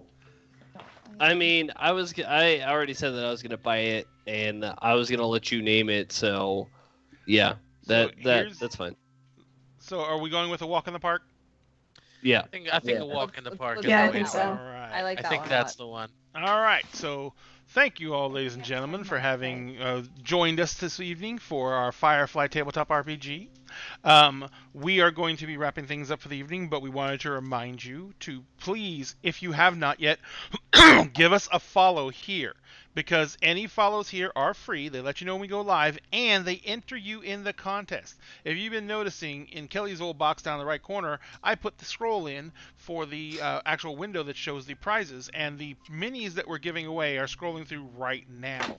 That's the heroes that we're giving away that are scrolling through at this moment. Now, these minis are going to be 3D printed by me. They do look just like that. That's the scatter terrain that's up there now. And then the grand total is 30 HD printed minis that you're going to get. All you have to do is follow us on Twitch. And once we hit 300 followers, we're giving those away. Now, in order to make that happen sooner, you can share out our Twitch feed on your Facebook, your Twitter, wherever you want to share it out, and tell people to give the show a shot and at least give it a follow so they can be entered in the contest. That'll get us quicker to resolve the contest and quicker to give out the prize. Now, also do not forget, if you can, please donate to our Extra Life campaign. Extra Life is an amazing charity. They do amazing work. They're only here to help kids, and there's no way you can go wrong helping kids. They work with the Children's Miracle Network to make this happen, and they just are an amazing charity, and we're very, very proud and happy to be working with them this year. And so if you can, donate. If you can't, share that Extra Life link. Make sure that it gets out there and let people know about what type of charity it is and what they do. That way other people can donate if you can't, and that will make a world of difference to us and to these kids. So like Dr. Runyon always says, be a hero, save a kid. Also, do not forget, if you can, try and support your local gaming community. The gaming community is counting on us right now to try and support them. And we're trying to do that by making sure that we remind you that you do not have to go to Amazon to get your gaming supplies. Your local game stores are doing the right thing in most cases. We have been looking around all of our local gaming stores to find out which ones are doing the right thing. Tonight's gaming store is Cards and Comics Collection in Conroe, Texas. They are making sure that people have to wear masks when they're coming into the store. They're making sure that they provide curbside pickup services for people who don't want to take the risk of coming into the store. They're doing everything they can to protect our gaming community, and we want to make sure that we are celebrating them and giving them love for doing that. So if you live in the Conroe, Texas area, go by and give them a shout. Or call, if you don't want to go into the store, go in and call in and order something over the phone and get them, go by and pick it up. Do whatever you can to support the local gaming community to make sure they're here for us after the COVID threat has been lifted. And I just saw tonight that they have approved, the FDA has approved Pfizer's vaccine, and it's going to be starting to get distributed in the next 24 hours. So, hope to God that means we're looking at a turn, ladies and gentlemen. but we still need to make sure that we are here for the local gaming community as much as we can be until this is resolved. Okay? Also, do not forget, if you want to support us, you can subscribe here on Twitch. You can go to our Patreon and join our Patreon at whatever level you choose. We're happy with $1 as we are happy with 10. We don't care as long as we get support. Every single dime of support we get goes to getting out better equipment and better, so we can have a better experience on the stream, and you guys can have a higher quality experience on the stream. So do what you can. If you can do anything, we don't care. Remember, if you have an Amazon Prime account, we just saw someone use their Prime account tonight to sub to our stream. It's free with your Amazon Prime account, and we will love and be honored if you use that on us. Also, do not forget, if you want to pick up swag, you can go to www.dinnerandagame.net, and we have shirts, we have hats, we have everything you can think of ready to go. It's print on demand. All the profits go directly to us, and all that gets put in towards pools to make sure we get people better equipped. So thank you guys for any support you can give us. We greatly appreciate it. Also, if you're willing to support people, we happen to know a young lady who's on the stream who has her own stream, and we'd love you to show them some love. The Keep is who we're talking about, and Lauren is their GM. Lauren, would you like to tell us a little bit about the Keep before we go? Sure. So I GM for a bunch of my friends, and it was all guys, but we had another lady join, which is very exciting. Yay! So we stream our game on Wednesdays at twitch.tv/thekeeprpg at 6 p.m. Central Time. It is always shenanigans, and keeping these guys corralled is always an adventure. So you should come check out what we're doing. Gotcha. So please and thank you. Thank you very much. So also, do not forget, make sure that you guys stay healthy and stay safe out there. With this announcement tonight that I just read, it's an amazing announcement. The vaccine is going out they said they're going to be rolling it out within 24 hours. So we're going to see the first uses of the vaccine, and hopefully this means a change. But until the verdict is in and we know whether it's working, be careful. If you do not have to go out, do not. Stay home. It's the only way to be safe. If you have to go out, and so many of us do, some of us have to go out for work, wear a mask. It is the only way to keep you safe and keep everyone around you safe. But if you can stay home, please stay home. Hopefully this is ending soon. But until it ends, be careful. Because we want you to come back. We want you to enjoy the shows with us. We want you to keep coming back week after week. And you can only do that if you're safe and healthy. So please do so, because remember, at Dinner and a Game, we always save you a seat at the table. Now, did anyone else do the raid, or shall I? Because I have someone. You do that thing. I do that thing. -1 charisma. Actually, no, I will do Maddie Morgs. Maddie Morgs is a place is playing Dungeons and Dragons. I was gonna do -1 charisma because we raided them before, but they're just chatting, so I don't know what they're doing. And so I wanted to keep this on the theme of gaming. And unfortunately, we have not been able to find a single Firefly RPG out there. Maddie Morgs is painting minis. Maddie Morgs is painting minis. It says Dungeons and Dragons. Oh, well then, how about Cave Geek Art? I know what he's doing. He's doing art. Cave Geek Art, if you guys have not seen Cave Geek Art, this is actually a great opportunity. This man does amazing work. It is freaking stunning. He does literal game maps on leather vellum, and he does like burn-ins, he does prints, everything. It's amazing. So we're going to go raid Cave Geek Art. You guys, please, if you guys can, give them a follow, give them a like, give them a shout out, tell them Dinner and a Game sent you. Everything you can do is greatly appreciated, and we will love you for it. So once again, now we're just stalling because we're getting ready to raid. We love you guys so much. Thank you guys for coming over and watch the show. Man, boy, can't believe you botched it so hard. Hey, you know what? We all have to get 3 1s on the thing we're supposed to be good at. Let's go. I mean, I've never done that. No, never. Not on something I'm good at.